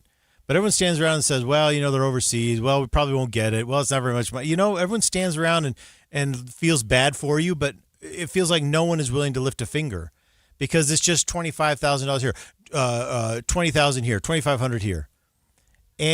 But this is financially devastating for families. And now to have children roped into it too, we're just going to do the same thing. We're going to stand around and say, oh, yeah, boy, that's a real bummer. Well, I don't know. Tell us who it was, but, they're probably overseas, so I don't know. It is so lame because we just spent the last, however long marching around the world redoing all these trade deals. We couldn't bring this up because white hat hackers in the United States have identified many of the places where these scammers operate, and they are overseas. And many times they know the address of where these scammers operate. Sometimes they are sophisticated, large-scale businesses that employ a lot of people to scam us here in the United States. Yes. And we couldn't have brought that up. We couldn't, in our trade negotiations, said, hey, you want a better deal from the United States? This is what we want shut down. It's already legal in your country. But you're letting it operate. One of my favorite things I saw the other day and was... it's harming us. And we didn't. It's no one cares about this. Everyone says, we care about it so much. But in the end of the day... I saw the coolest, funniest thing. Have you ever seen the hackers who will hack the cameras inside those call centers? It's amazing. And this is what I'm saying. And they're like, hey, I see you right now. Yeah, right. But I saw a different version of this, which is the best, which is this guy, this hacker was able to make it to where two scammers were talking to each other. Like they were basically trying to scam at each other. Mm-hmm. And they both had scripts and stuff to follow, and they were trying to they were both trying to scam each other. And it was just hilarious to watch because they were just like wasting each other's time. That's amazing. You remember my move? I used to entertain these phone calls. Yeah, I used to take them and talk to them. I remember that. And it was just so that I could waste their time. And it was fun for me. Yeah. And back in the day when you'd get a scam phone call, I remember we'd get them during dinner when I was a kid, right? They always knew when to call. Hi, is Bruce there? Right? And I'd be like, yeah, this is him. And I still do. And I still do this weird phone voice. And my kids are like, as soon as I turn into that guy on the phone, they're like, oh boy, Dad is like stringing along some guy who's calling from out of the country. Yeah, look, they had to call from the Philippines. You're right. But guess what? When he's like, they'll call and they go, hello, Alexander? And I'll go, yeah, this is him. Yeah. Well, tell me more. Oh, this is Lisa? Hi, Lisa. Lisa, where are you from? It sounds like this is kind of an Ohio accent. Am I right? Ohio? Yes, sir. I'm from Ohio. Yeah, sure I am. Anyway, the scamming is interesting because I've so like I said, my sharp 17-year-old will get. He has frantically called me before and be like, I got this text, and I'm like, don't click on anything. Don't click on anything. Don't follow a link. Don't try to secretly pay a ticket that you actually didn't get. Yeah. Please do not do this. And it's actually empowering to go, hey, like I'm the responsible adult that you know in your life. Your mom and I are the responsible adults in your life. Here's a fun thing. You ready? Because you do this with me. Ignore it. Yeah. Walk away from it. It's extremely empowering just to go, you got to pretend like I never even got this text. Yeah. And then just and say delete and report spam. Report spam and delete, and then you never see it again. You never hear of it again. Yeah, You'll get the next one, and you're empowered to go erase. And you know what? If it's someone who's real, they will get a hold of us. Yes, that's right. And you know who they're going to get a hold of? Mom and dad. Because guess who can pay for things? Not 17-year-olds. Moms and dads. Although for those victims 17 and younger, in the state of Utah, they lose money at six times the national average. saying if it's a real thing. Now, then you start to get into the category if it's in a category where kids are getting blackmailed. Right? Yeah. Hey, we see your online activity. We see your online activity, and it scares the crud out of these kids, and they get freaked out. Remember, that was a huge move to be like, "Hey, this is the blah blah blah. We see your online activity," and you're like, "That's a hilarious scam." But there are kids who get freaked out. There are older people who get freaked out, and they're like, "Oh my goodness!" Or the ones that get then there's the AI stuff. Yeah, that is also its own level, and so you got to be careful with that. It is. It's just so frustrating. It is so frustrating because so often we know who these scammers are. We know the countries in which they operate, but it's like we're suddenly so impotent. There's really nothing we could do, I guess. Well, they're all the way over in India. I'm sorry. Do we not have do we not have a trade relationship with India? Didn't we just go through all of this? We couldn't have brought this up and said, hey, our people are getting scammed by these organizations in India. Let's talk about this. All right. Why didn't we bring it up? I don't know. Let's take a break. When we come back, you want to talk about these? I want to talk about the phones. I want to talk about the whether or not your kids ended up having I was under the impression that the phones were going to be put in a massive safe inside of the high school and or junior high in my neighborhood, and that safe wouldn't be open until the end of the day. It's going a little bit differently, but how the new law of your bell-to-bell not having your phone in schools is working out, we're going to take your text. How is your school handling the no phones at school? Like, what's their policy? How are they doing it? I've got the way that I kind of asked my kids this week, like, how's your school handling this? 57500 is the text number. We're also going to take your text messages on your first world problems. Come right back here. It's KSL Brightside. What's up, everybody? I'm Mike Wilson with Any Hour Services, and if you have a drain that's clogged or backed up, after you've tried the plungers and products, the next step usually involves some kind of drain snake or cabling equipment. You see, sometimes the blockage is far enough down the line that you need special equipment that most homeowners just don't have. That's where the Drains Department at Any Hour Services can help. A drain snake can clear most blockages and get the water flowing again, and clearing blocked drains is what our Drains Department does day in and day out. So if you're a homeowner with a drain line that's clogged or backed up and you'd like one of our drain technicians to come and snake the line for you, it's only $29. Yep, you heard that right. Any Hour Services will snake any drain line with normal access for only $29. Sinks, showers, tubs, toilets, floor drains, laundry drains, even that sewer main line that connects to the city. We'll snake any line for just $29. For help with your drain issues, call Any Hour Services at 801-443-7700. You can Google Any Hour Services. You can even schedule online at anyhourservices.com. No one helps more homeowners than Any Hour Services. KSL Broadcast Group contests are open to participants 18 years of age and older that are residents of Utah, unless otherwise specified. Employees or agents of the station, Bonneville International Corporation, other area radio stations, or any entity associated with the contest may not enter. Persons who have won in the last 30, 60, or 90 days from a station contest or event may not be eligible. Full general contest rules are available at KSLNewsRadio.com/contests. And Doug. Hot dog! Get your hot dog! Customize and save with Liberty Mutual. Hey, what are you doing? I like your method. Direct. To the point. A little loud, but... Listen, people don't buy car insurance the same way they do hot dogs. Not yet, but both are customizable. Popcorn! Get your popcorn! Hey, this is a hot dog area. And customize and save area. Get a quote at libertymutual.com or with your local agent. Liberty, liberty, liberty, liberty. Get in the zone, AutoZone. John always listens to his truck. So when his brakes start talking, he goes to AutoZone, where a helpful AutoZoner gets him the right parts. If John has time to put them in, he borrows a kit with Loan-A-Tool. And if he doesn't, he gets a free shop referral. No hassles, just help. Everything you need, nothing you don't. Get in the zone, AutoZone. Deposit required for Loan-A-Tool. Restrictions apply. If you're between 55 and 64, this could be one of the most important 6 minutes of your day. Medicare may still be a few years away, but avoid overpaying for health insurance now and ahead. Right now, many Utah residents are missing out on healthcare options that could significantly reduce their monthly costs. Marketplace plans with subsidies, short-term healthcare coverage that can bridge the gap for up to 3 years, and low-cost indemnity plans that could potentially save you hundreds or $1,000 plus per month. The question is, how much could you be saving? Find out at a free educational event at the Murray Library on August 25th at 6 p.m. You'll learn about your options, get your questions answered, and discover whether you're paying more than you need to. Visit PlanWellUtah.com now. Seats are limited and registration is required. Go to PlanWellUtah.com right now to reserve your spot. That's PlanWellUtah.com. Don't overpay for health insurance or Medicare. Start saving today.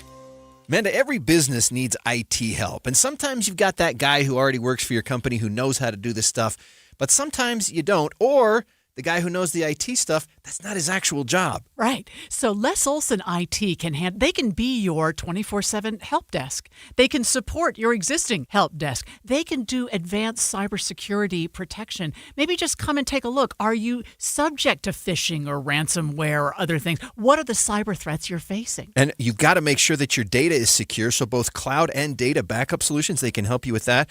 Plus, everybody's got to use a computer. That's where hardware comes in, infrastructure support. You don't have to know all this stuff because Les Olson IT knows it. And most of the time, they can help you fix whatever's going wrong remotely, just off your computer. Plus, of course, they have copiers and printers. They always will at the very best price. Les Olson IT is your trusted local IT partner. They've been in business for 70 years, and they've got 9 locations from Logan to Las Vegas. Find out more at lesolson.com. KSL Brightside with Ethan and Alex, because doom scrolling wasn't working on KSL News Radio. All right, welcome back to KSL Brightside. I'm Ethan Millard here with Alex Geary, and we want to let you know that we have a reporter on the scene of that police action out in Taylorsville. They say it's an active SWAT scene, so they're asking people to steer clear of that, and it is Oh, geez, I keep setting aside the address as I need 59th to. south and 38th west. Yes, right around in there, and it's just on the other side of the new highway out there, and in a neighborhood right there. So they've asked the neighborhood to kind of shelter in place and hang out. And we don't have any more information than that other than that we know it's a SWAT activity. And hopefully we'll have some clarification, and hopefully they'll have a resolution to whatever's happening. But, Alex, I found out just today, that among the America 250 celebrations, and there have been some weird ones and there have been some cool ones, but this one is a cool one. It's a Grand Prix race in Washington, D.C. It's an IndyCar race, the D.C. Grand Prix, and it's basically around the mall. And so it runs up Pennsylvania Avenue towards the Capitol building. It hangs right at the Capitol Reflecting Pool, which is where the Grant Memorial is. And then it cuts over, it goes around behind the Air and Space Museum, and then it cuts back across the mall by the was this the Museum of Art, the Art Museum of Natural History, and then around the archives and back up Pennsylvania Avenue. And I'm looking at a map right now. I'm looking at Google Maps in Washington, D.C., and basically the whole central area of D.C. is just every street is closed. Oh, yeah. They're all closed. Well, they're showing it. Look at this, Alex. Look at this. Everything shut down. So that it is, but it's a free race, so you can go and you can watch it. That part that is neat. Now that part is where you can't get away with that with F1. F1 is $1,000 to walk through the door. I love standing room only. I love these races that run through cities. I think it's so cool, and I wish we had one in Salt Lake. I think Salt Lake would be a great city to have a race. Where do you think we could run a race through downtown Salt Lake, like a nice anywhere, like a 6-mile course? You know what I mean? I guess we could just do like the usual suspects down State Street. Well, I mean, State Street would be obvious. Down State Street, take a ride at Liberty Park. Same stuff. Well, this is our city. I don't know where else would they go. Ethan, this is why I've said from the beginning we've got to move this thing to Lehigh. To scenic Lehigh? Historic Lehigh? To historic Lehigh. Yeah. Okay? That or Draper. You know that those are the only two places we can do this. I just love these. When the races are in cities, it's extremely cool. And I love that it's free because you're right. Some of these races just get so – and I was so annoyed in Las Vegas when they started doing that. The Vegas Grand Prix? And they started boarding up because, they have to keep some public access. And they board everything up so you can't see it. They board the bridges over so you can't even see it's so that. Lame. Yeah. It's so lame. No, and I get it, and they go, oh, no, it's for safety. And you go, no, it's not. Yeah, I'm sure. No, it's not. It's so that you can't – oh, you didn't pay $1 gajillion? You can't see that Ferrari drive by then. Sorry. On the public street that you did pay for. But. That's.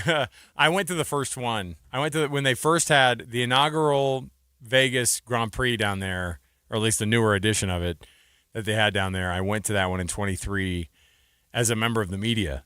And so it was really fun to watch the whole thing break down.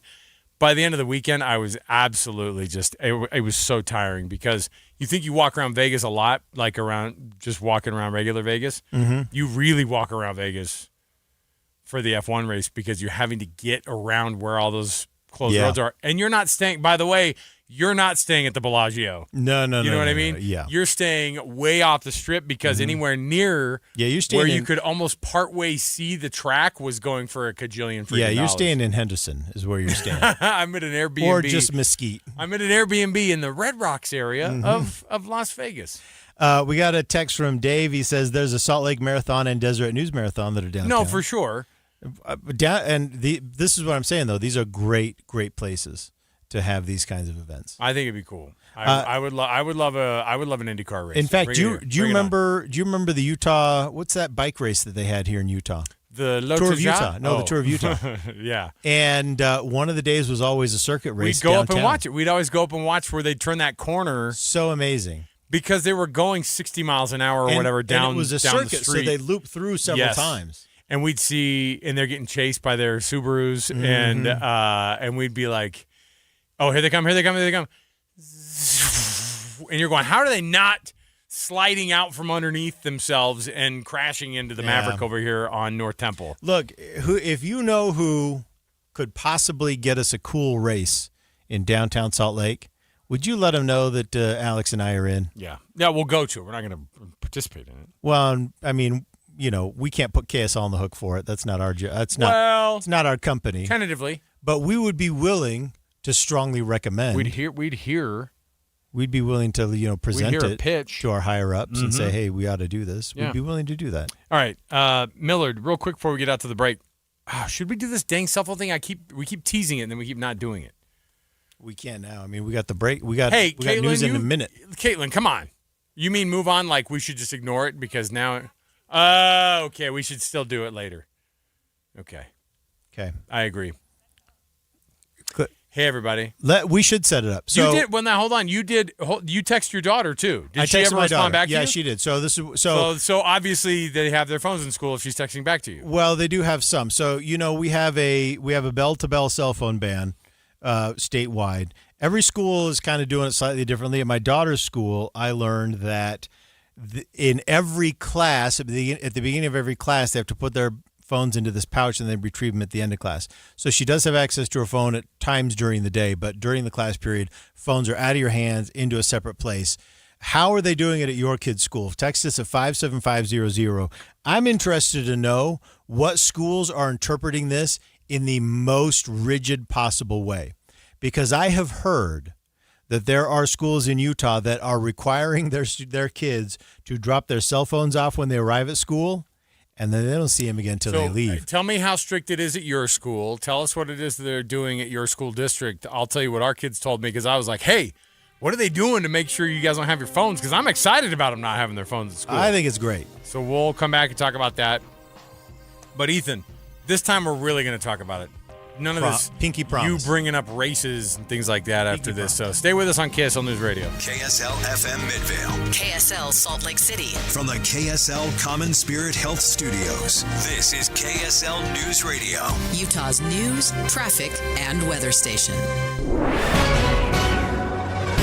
It's 2 o'clock at KSL News Radio. I'm Spencer Mahan. KSL's top story this hour. A car veered off the road in Lehigh this morning and into the side of a meeting house for the Church of Jesus Christ of Latter-day Saints. It was near the intersection of South Weeping Willow Way and East 1630 South.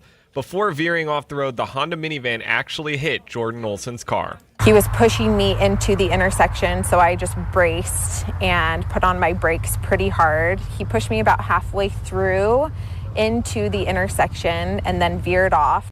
The car managed to get at least 3 feet off the ground, the back half landing on top of a stone barrier just in front of the church. Officials believe the driver was experiencing a medical emergency at the time. There have been 9 new fire starts in Utah in the last 24 hours. 2 of those have burned hundreds of acres in Box Elder County. The Little Mountain fire is now mostly contained, and the Salt Wells fire has burned more than 580 acres and is 45% contained.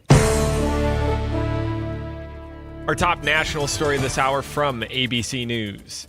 The United States Supreme Court says President Trump's $400 million White House ballroom project can move forward for now. This administrative stay simply says that everything is on pause pending further order of the Chief Justice or of the Supreme Court as a whole, which basically means that construction can continue until the justices say otherwise. That was the voice of ABC's Stephen Portnoy. This comes after an appeals court blocked construction because the project did not have congressional approval. Your money at this moment, after a slide yesterday, the Dow rebounded up 517 points. Another warm day on tap for you this afternoon. Your KSL weather is next. KSL News time is 2:01. Mornings are for recharging. And they're for starting your day right. We volunteer to join you in the car. Get news and weather at 102.7 FM during the most important part of your day. Andy and Amanda, each morning between 5 and 9 on KSL News Radio. I'm not one to say I told you so, but I switched to Pure Talk over a year ago, and ever since, I've been telling people there's no better wireless company out there. Well, a few months ago, a massive survey was conducted. 123,000 people were asked to rate their wireless carrier in 4 categories: coverage, support, data, and overall value. Well, the results are in. Guess which wireless company was the only wireless company to get 5 stars in every category? Yeah, Pure Talk. 5 stars every category. To celebrate, Pure Talk is offering the first 3 months of any plan for just $15 a month, including their top-tier unlimited plan. No contract, no commitment, just a very inexpensive way to test drive the only American wireless company with 5 stars in every category. Just dial pound 250, say micro, and Pure Talk's U.S. customer service will take it from there. Again, pound 250 micro. And yes, I told you so. At Uline, they know firsthand the road to success is an uphill climb. Uline started in the family basement, and through hard work is now North America's most trusted shipping and industrial supplier. They get what it means to have the support of reliable, hard-working partners. So they keep 41,000 items ready to ship. Whether your company is still in a basement office or expanding cross-country, Uline will be there on your road to success. Visit uline.com.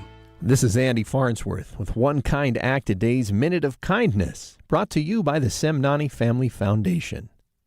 Ever wonder where you can find kindness in Salt Lake City? On Facebook, there's a group called the Kindness Project of Salt Lake City, where 578 members share new opportunities to see new events and meet other people who are interested in the same kindness initiatives as you are. The Kindness Project of Salt Lake City does outreach events for those experiencing homelessness and several other service projects that align with their mission. Anyone who joins the group can post new kindness activities or messages on the board. Open Facebook and join the group today, or find a similar group on Facebook in your community. We challenge you to join a community group focused on kindness. Find further resources at thepowerofkind.org. That's thepowerofkind.org. Traffic and weather together brought to you by UCCU. You deserve to love where you bank. Here's Cormac. I-15 now looking a lot better. The crash is gone, but it is still light delays on northbound from Park Lane in Farmington up to 200 North in Kaysville. Also a little slow northbound I-15 at 13th South in Salt Lake, but what's heavier is the 201 freeway, especially westbound approaching 8000 West with that construction zone. In Davis County, we do still have this crash on northbound Highway 89 right after SR 193. They are blocking a right lane there, so just be careful as you get around them. And then it is delayed both directions, Highway 89 at the mouth of Weber Canyon as well. UDOT construction alert. Expect nightly lane closures on Mountain View Corridor from Riverton to Harriman for paving. Also expect brief overnight intersection closures from Riverton to Bluffdale through August. Cormac Bone in the KSL Traffic Center. Taking a look at your KSL weather. High of 99 today, mid-90s for your weekend, 95 tomorrow, 94 Sunday, and low to mid-90s going into your week. Right now, it is 97 and mostly cloudy outside of the Triad Center. I'm Spencer Mahan from the KSL Common Spirit Health Studios. You can listen online at kslnewsradio.com. We're Utah's news, traffic, and weather station.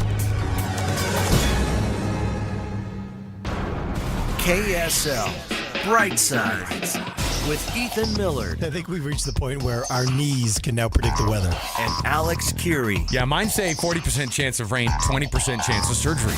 This is KSL Brightside on KSL News Radio.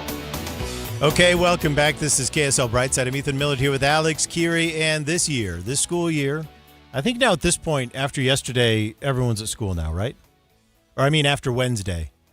But after this weekend, that's a good point. Everyone's at school now. Davis County, which is where we're at, started up yesterday, officially. So it was yesterday for you guys? Yesterday was officially yesterday, yes. So I think everyone's at school now.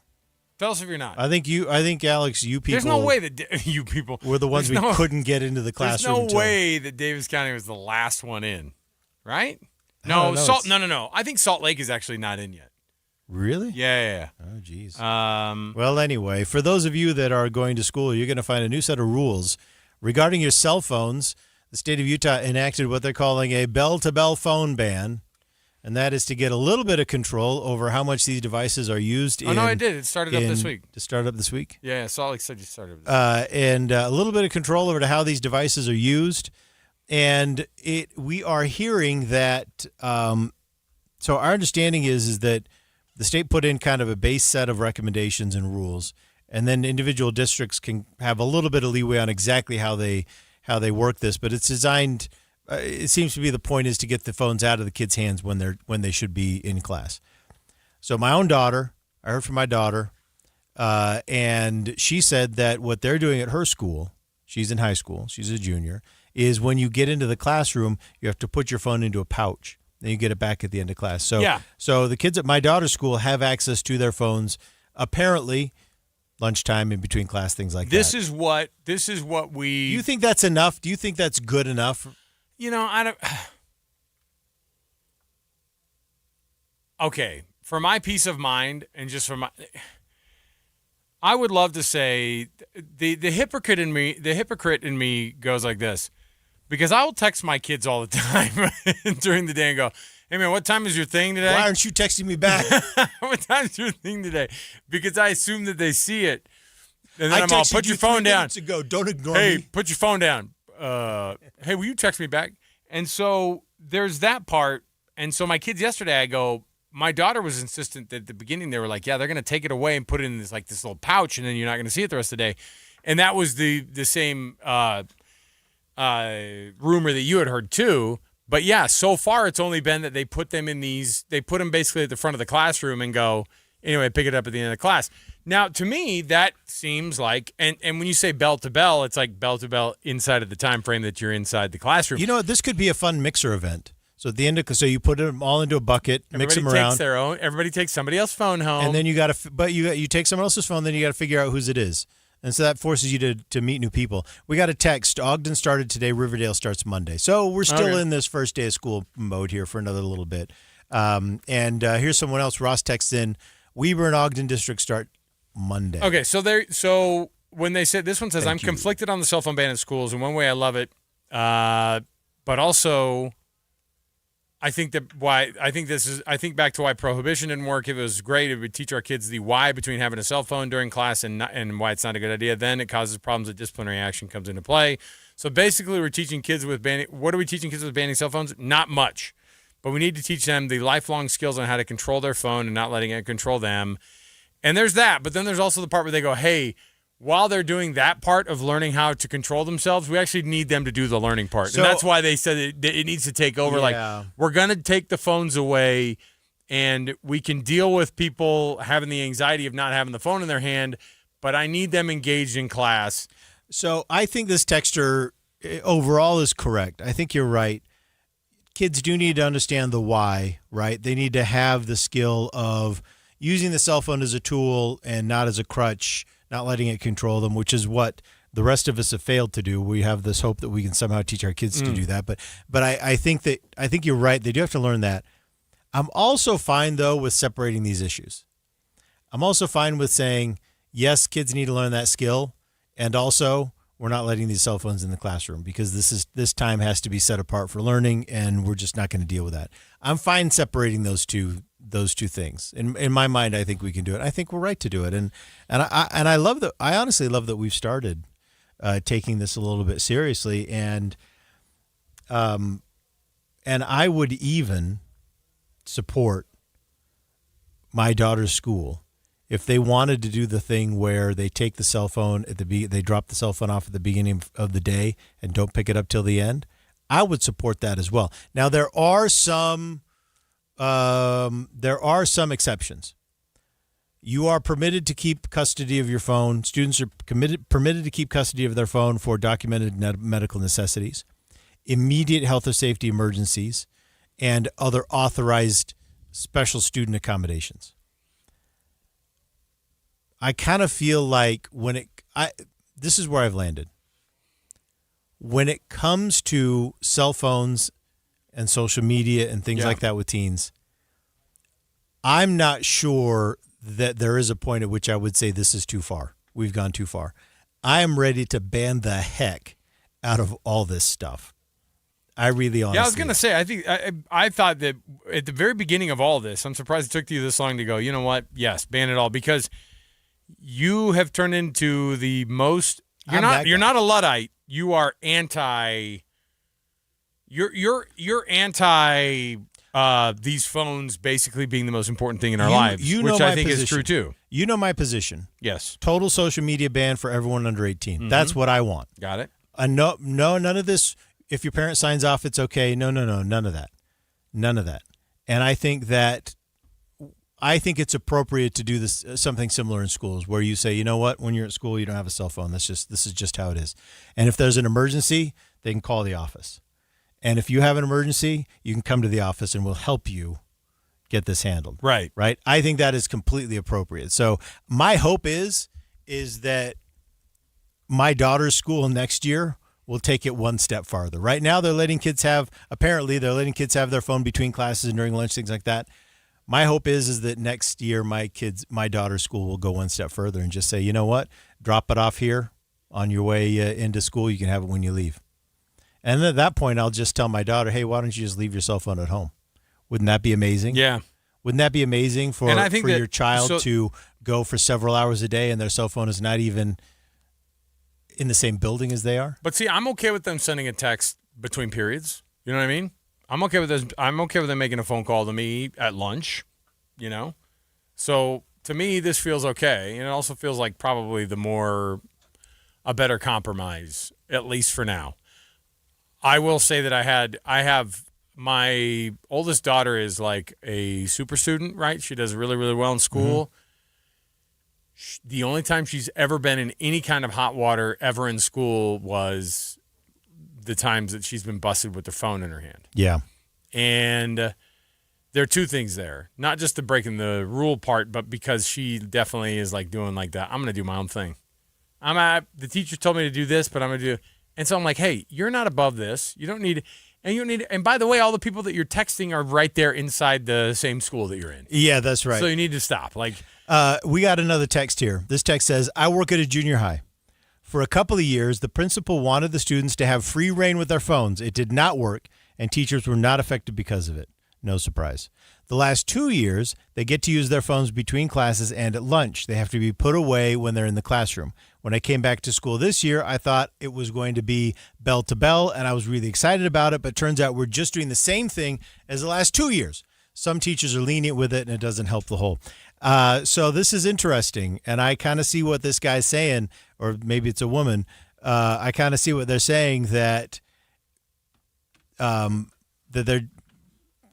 for some schools, this is not a change of policy, but I want to note the last line here in their text. Some teachers are lenient with it, and it doesn't help the whole. And I bet that's going to happen a lot. And now I think that they're not going to be allowed to be lenient, though. That's the whole point, is they're not going to, like, they're going to go, hey, Mike, we passed a state law here, and you need to stop being like the cool teacher who's like, I let my kids text in class. That's what's cool about me. Because my kids' favorite teachers would now immediately be the guy who lets them text during class. Yeah. I let you have your phones. You know why? Because I think you. Because I trust you. You shouldn't be held down by the man. I want to be your friend. See, and then I already hate that guy. Mm-hmm. Get him out of here. I don't want that. No, I don't want you to be my daughter's friend. No. It's just like I'm not my kid's friend either. No. Like there's a specific role, and that's not it. All right, let's take a break. I don't even like that we have to talk about this stuff. 57500 is the text number. You can text in and give us an idea of what they're doing at your school and if it's working, or if as a parent, you hate this idea. Stay with us. More to go. We've got tons around the corner. When we return, we're going to talk a little bit about we'll take some more of your texts on the cell phone bans, and we'll figure out what kind of deal this is. But also, I want to get to you about this the idea of how much it's going to cost you to go to your favorite college football teams games this year here in the state of Utah. Dennis Romboy, I think, did the story in the Deseret News, and we're going to talk a little bit about what those costs are going to do when they're going to hit your pocket and how crazy it is compared to what it used to be. Stay right here with us. It's KSL News Radio. Hi, I'm Maria Chaleos, and I'd like to tell you about my podcast, the KSL News Daily. Every weekday morning, we'll deliver one story explored in depth, plus the 3 things you need to know before your day begins. But this is new. This is where we human beings are able to trick AI. This is news with context from the journalists you trust. Agencies were less than willing to speak with us about this. Find and follow the KSL News Daily at kslpodcast.com or wherever you listen. I'm back to doing what I love and more, thanks to the Good Feet store.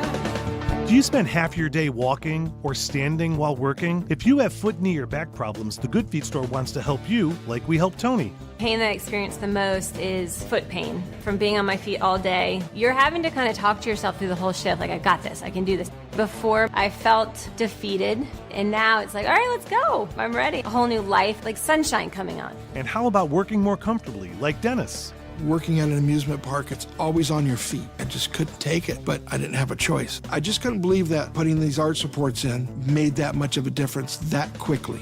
I could do my job and I could take care of my family. I know what my tomorrow is going to be. It's going to be positive. You deserve a better life too. Stop in the Good Feet store today. We have locations in Farmington, Riverton, and Sandy. Thanks to the Good Feet store. There's a lot of different companies that promise results, but there's very few that you can see the results. Soda Diet and Nutrition is one of those that you will see the results and you just can't deny it. I mean, you can lose 15 to 20 pounds in a month. In a month. In 4 weeks. And this is why it's so awesome that Soda has extended their 4 weeks free offer until the end of August. So you can have that. You can get ready for holiday season. You will look great going into holiday season. I lost 37 pounds in a little more than 3 months, and I've kept it off for 4 years. So do you want long-term success and long-term feeling great? Think of Soda. Yeah, and I lost 70 pounds in 5 months. It can be done, and it feels great. You have more energy, your clothes fit you better, and you just feel confident about a lot of things. And if you don't want to take our word for it, go look on Google. There are over 10,000 fantastic Google reviews of Soda. Just call 866-800-SOTA to speak with a degreed nutritionist or go to sotadietnutrition.com because Soda is, say it with me, Amanda, state of the art. Get in the zone, AutoZone. John always listens to his truck. So when his brakes start talking, he goes to AutoZone, where a helpful AutoZoner gets him the right parts. If John has time to put them in, he borrows a kit with Loan-A-Tool. And if he doesn't, he gets a free shop referral. No hassles, just help. Everything you need, nothing you don't. Get in the zone, AutoZone. Deposit required for Loan-A-Tool. Restrictions apply. Tired of hearing scary radio ads about the IRS? Tax Relief Advocates is different. TRA is here to tell you that if you owe money to the IRS, whether it's $5,000 or $500,000, we have a solution. TRA can eliminate or reduce what you owe to the IRS with zero risk to you. We have over 1,000 5-star reviews on Google and an A+ with a BBB. End your tax nightmare today by visiting TRA.com or call 800-583-6681. That's 800-583-6681. KSL Brightside with Ethan and Alex. Slightly better than your AI chatbot on KSL News Radio.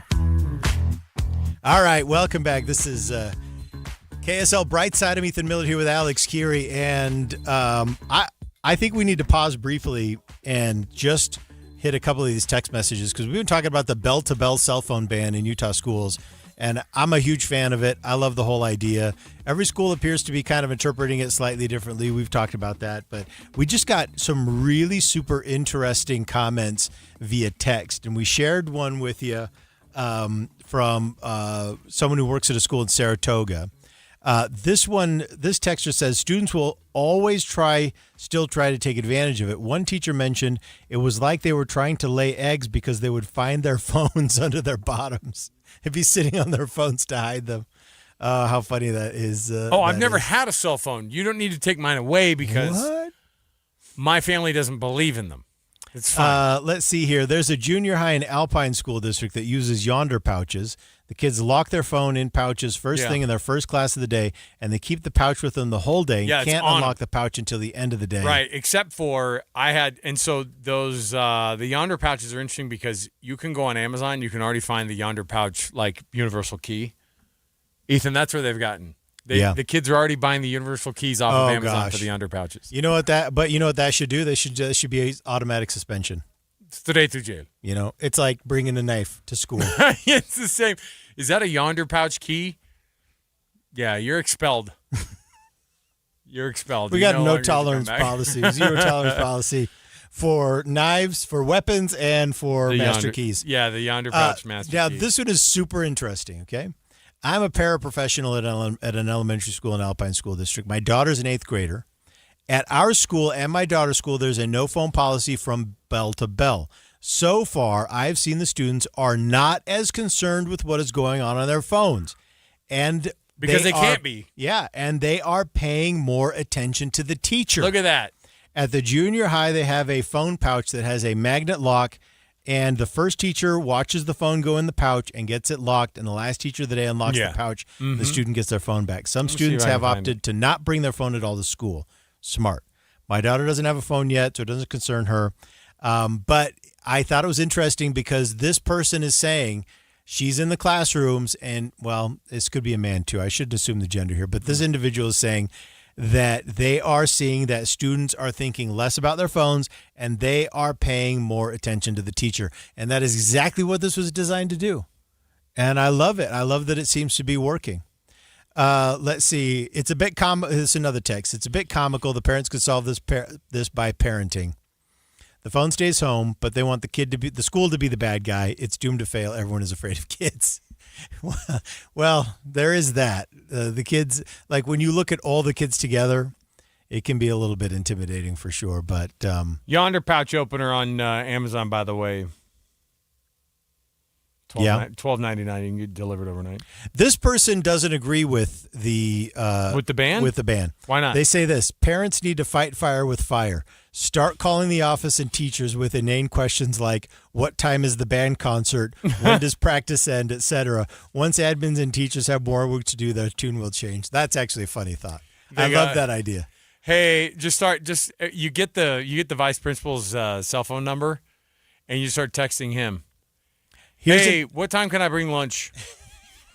Who is this? Oh, sorry, this is for my son, Mike. I just need to know where I should put his lunch. What time just ask him, get back to me, ask him what he wants, and then get back to me. And then he goes, he wants Chick-fil-A. And then I go, oh, real quick, ask him where I should drop it off. Or ranch or barbecue. Oh, they want to know if it's barbecue or ranch. Here's another text. Those lenient teachers ruin it for the rest of the other teachers. Yeah, I could see that. I'm a retired junior high teacher. I retired 3 years ago. My last few years, phones were the bane of my existence. They were a nightmare. Kids were pushing the limits to the point it affected everyone.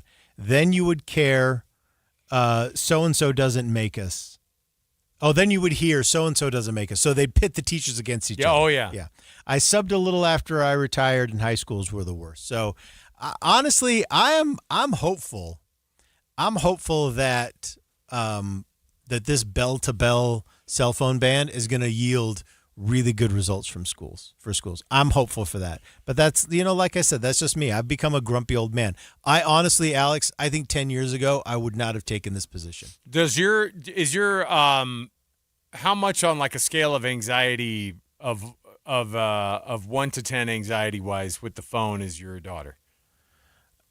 She's actually okay. So she and I have kind of reached this weird space where I have downtime on her phone pretty much 24 hours a day. So there's very little that she can do on her phone. And that has been helpful. That has been really helpful. Have you done the thing that we do at our house, which is have the phones next to your bed? We have our kids put their phones next to our bed at night. We don't go that far, but can I tell you another way that kids have gamed the system at my house that we found out about? Yeah, how? So I told you about how I found a rogue phone in the home. Yes. Right? Did you find out whose it was? No, I knew. You knew whose it was? Well, no, it was like it was his old phone that had broken, mm-hmm. and it was definitely because his old phone, the screen here was just obliterated. Okay, but it was still semi-functional because it was an obliterated screen, and like you couldn't even half the time you couldn't even like get stuff to work on it. Now he'd gotten pretty good about getting stuff to work on it, but it was still annoying. It was also like shards of glass kind of. Yeah. But when the new phone came and he transferred it over and everything, we just thought, oh, done with that phone, and he kept it. Yeah. And he was still kind of limping along, and that was the thing he limped along with when he would go to bed. Yeah. So there's that. What we found out was the kids were using their. Gosh, I feel like such a fool, Millard. But I'm telling you all these things so you can learn too. I want to hear it. Does your daughter have the AirPods? Oh, she doesn't actually. She does not. Yeah, she's been complaining for that. That has been her gift request for some time. Okay, so just be aware that the AirPods are functional to where if it's within the Bluetooth range, which it isn't when they're in their rooms compared to our room, they're still able to send voice to text. Oh, goodness. And also, like, I had my daughter who was listening to her books on tape while she was like, the phone was up in the room. She's just like double tap on the old thing and be like, listen to the thing. Oh, my goodness. Yeah, so they can send messages. They can have, and guess what? Siri's reading the messages back to them, all that. And it's just, and so now you have to be like, give me your phone, give me your AirPods. You're just getting flanked every I told move. You got nothing. Kids look. You got nothing. Well, you tell me. Are my kids just because this is the stuff that their friends share with them. Dude, get your AirPods. Yeah, all the strategies. And we can still text back and forth. Dude, you're fighting the Rebel Alliance. Or we can we can still have phone calls. They're even having phone calls. Yeah. Because I would be sitting next to my at night. Sometimes you'd be sitting next to, and I'm a light sleeper. My wife is like out immediately. Yeah. I'd be a light sleeper, and then like I'd hear this on the phone, right next to on the bedstand. I'm like, who is their dumb friend who's texting them, and they're not getting answers back? They're still texting them. Mm-hmm. They're probably getting answers back. Yeah. And I'm going. I'm like going. Why are we getting so many? You can't win, Darth. You're not going to win. We had a text here. It sounds like Ethan's daughter needs a burner phone. You shut your mouth.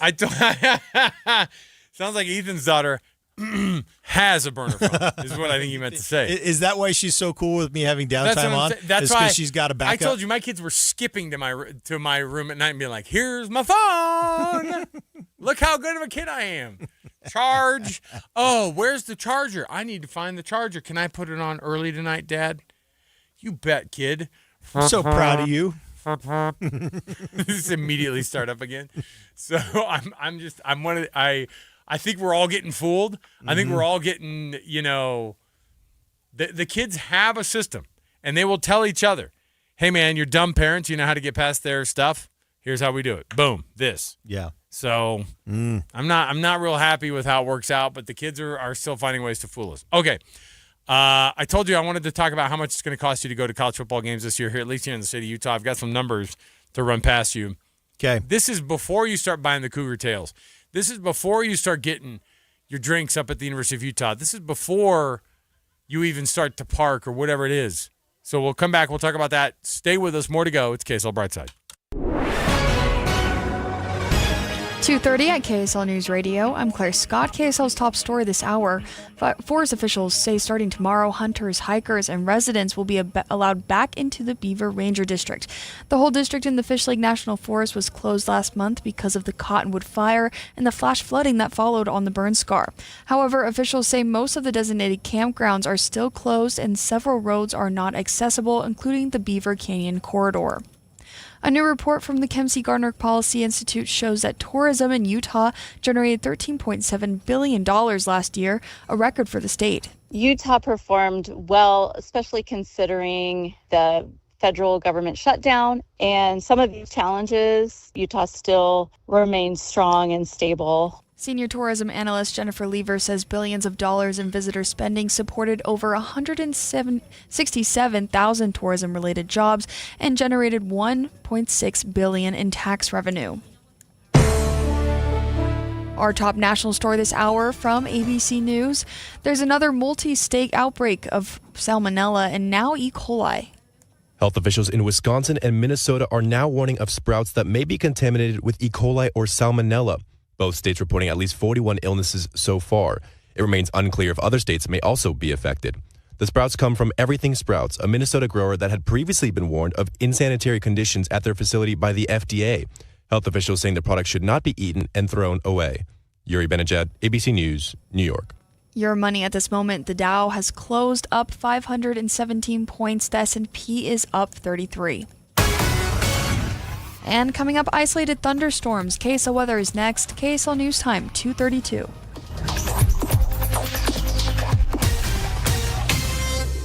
A reminder about the simplest way to get updated for your day. Hit your KSL preset when you jump in the car, and we'll take care of the rest. Hear key news updates and traffic reports. Andy and Amanda from 5 to 9 in your car. KSL News Radio at 102.7 FM. My summer plans are now double the fun with double points on gas and groceries with my Rewards Visa credit card from Cyprus Credit Union. Every time I fill up or buy groceries, I earn double points that I can redeem for cashback, gift cards, travel, and more. Make summer spending twice as rewarding. Visit CypressCU.com. Cypress Credit Union, your future is our future. Equal Opportunity Lender. Mike Rowe here with another random fact. Those cracks on your walls aren't just cosmetic. They could mean your home is sinking.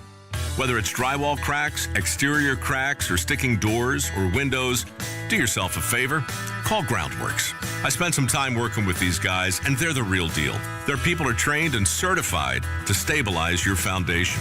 Schedule a free inspection with Groundworks, the foundation and waterproofing experts. Licensed in all states where work is performed. See website for details. The IRS finally caught up with Louie. I hadn't paid my taxes in 8 years. I owed the IRS a lot of money. Louie was in deep trouble. We're going to take your house, put a lien on your bank account, garnish your pay. They don't care. They're going to take your paycheck. Louie found out about Optima Tax Relief, the leading tax resolution firm. A-plus rated by the Better Business Bureau, they've resolved over $3 billion for their clients. Optima Tax, they help me. They calm me down. They make me feel comfortable, and I trust them. Louie has a lot to be thankful for. I don't owe the IRS anymore, and I'm able to live a comfortable life, a lot better life. It was because of Optima Tax. For tax help you can trust, call Optima now for a free consultation. Take it from Louie. If you owe the IRS, don't go it alone. Give Optima Tax a call. They can help you. Call 800-343-6460. 800-343-6460. 800-343-6460. Optima Tax Relief. Testimonial from an actual client. Some restrictions apply. For complete details, please visit OptimaTaxRelief.com. There's a lot of different companies that promise results, but there's very few that you can see the results. Soda Diet and Nutrition is one of those that you will see the results and you just can't deny it. I mean, you can lose 15 to 20 pounds in a month. In a month. In 4 weeks. And this is why it's so awesome that Soda has extended their 4 weeks free offer until the end of August. So you can have that. You can get ready for holiday season. You will look great going into holiday season. I lost 37 pounds in a little more than 3 months, and I've kept it off for 4 years. So do you want long-term success and long-term feeling great? Think of Soda. Yeah, and I lost 70 pounds in 5 months. It can be done, and it feels great. You have more energy, your clothes fit you better, and you just feel confident about a lot of things. And if you don't want to take our word for it, go look on Google. There are over 10,000 fantastic Google reviews of Soda. Just call 866-800-SOTA to speak with a degreed nutritionist or go to sotadietnutrition.com because Soda is, say it with me, Amanda, state of the art. Traffic and weather together brought to you by UCCU. You deserve to love where you bank. Here's Cormac Bone. An early start to the delays on your drive home today. First, northbound I-15 slow from about as you pass. It was 650 north in Clearfield, reaching all the way up to 31st Street, going from Davis County into Weber County. Northbound Highway 89, not much better. The crash is gone, but residual delays stick from SR 193 all the way up to the mouth of Weber Canyon. I-15 in Salt Lake County, hefty slowdowns from 4500 south up to the I-80-201 interchange, also due to a crash that is also gone. And southbound I-15 slow from 114 south all the way down past Bangerter Highway. I'm Cormac Bone in the KSL Traffic Center. Highs near the hundreds today with isolated storm chances this evening and overnight. The storms stick around all weekend, bringing temperatures down to the low 90s. And right now, 99 and mostly cloudy. I'm Claire Scott from the KSL Common Spirit Health Studios. Listen online at kslnewsradio.com, we're Utah's news, traffic, and weather station. KSL Brightside with Ethan Miller. New research says we're spending too much time online. And Alex Curie. I disagree, and I'll defend myself in the comment section. This is KSL Brightside on KSL News Radio. Okay, welcome back. You're listening to KSL Brightside. I'm Ethan Millard here with Alex Curie. We sure do appreciate you tuning in. Some disappointing news for football fans. Notre Dame is coming to Provo to play BYU in October.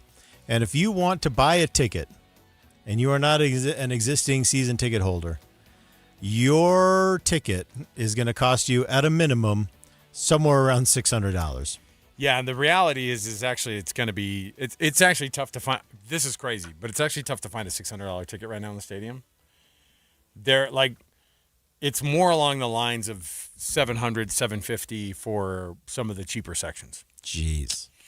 Have you decided what you're going to do? So we have season tickets, and I'm trying to convince my kids that you do not want to go to this Notre Dame BYU game. The thing is they know that Notre Dame doesn't come around very often. Yeah. And Notre Dame at that point, coming around October, 17th, something like that, when that happens, you could potentially have a top 5, top 10 matchup between those two teams. And if that's the case, then you're talking about an even more expensive ticket. What's crazy is I've never in my life, think about how wild this sounds. That to get into a BYU football game, it's going to cost you at least $600. Yeah. Go back in time and tell somebody that 10 years ago, and they'd go, "That's ridiculous. No one will ever go to it." But a couple things have happened. Number one, they're winning football They're winning, games. but the insanity of ticket pricing in sports has gotten – the consumer has allowed corporate – and this isn't me making some statement. What I'm saying is that corporate dollars have pushed all of these prices up so far, and it's made it to where the average person to go is also having to compete with corporate dollars going to these games. Yeah. And so – you're talking about the increase of prices, and the reason that these prices have increased is because all of these teams are like, hey, we're having to pay players now. We're increasing the prices of everything. Yeah. Everything is going up. All the dollars are going up. We're trying, and if it's not paying the players, it's trying to bring in revenue to a sports program, which is, it's by far the biggest expense that the schools have now. And so you have these crazy amounts of money that are going out. But an average ticket at BYU is expensive this year. Going to the Notre Dame game is one thing. Going to any of the games is going to cost you on average $300 per seat. Per seat. Between you can get some with these games that don't quote unquote don't matter, that are like a non-conference home game against not a very high profile team, which there aren't very many of those games. But I would imagine that I think this first game that they're taking on Utah Tech or Southern Utah, one of those. You're still not getting in the building for less than $150. Yeah. Per ticket. And that is an insane proposition. We could make back our entire year of season tickets and times 1.5, 150% of our season tickets the price on the you paid. entire year in that Notre Dame game. You're kidding. No. Is that much more? It's that much more. 150%, almost 200% of what you paid for the whole season. season. Yeah. Well, obviously you do that. That's what I thought. That's what I'm trying to. But my kids are insistent that they want to go to the Notre Dame game, and I didn't buy the tickets for them to not go to games, and I didn't do it as an investment, from a money standpoint. But it is hard to pass up $700. I know it's hard to pass up $700. We're far away. We're in one of the not sexy sections of the stadium.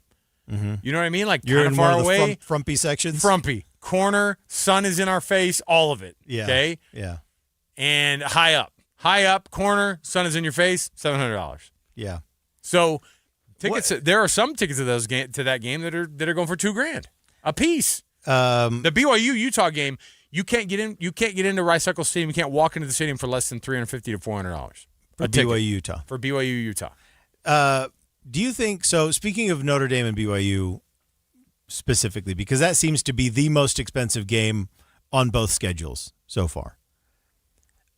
Is this going to change? Will this change the makeup of the stadium, do you think? Is this going to open up these, sections to Notre Dame fans?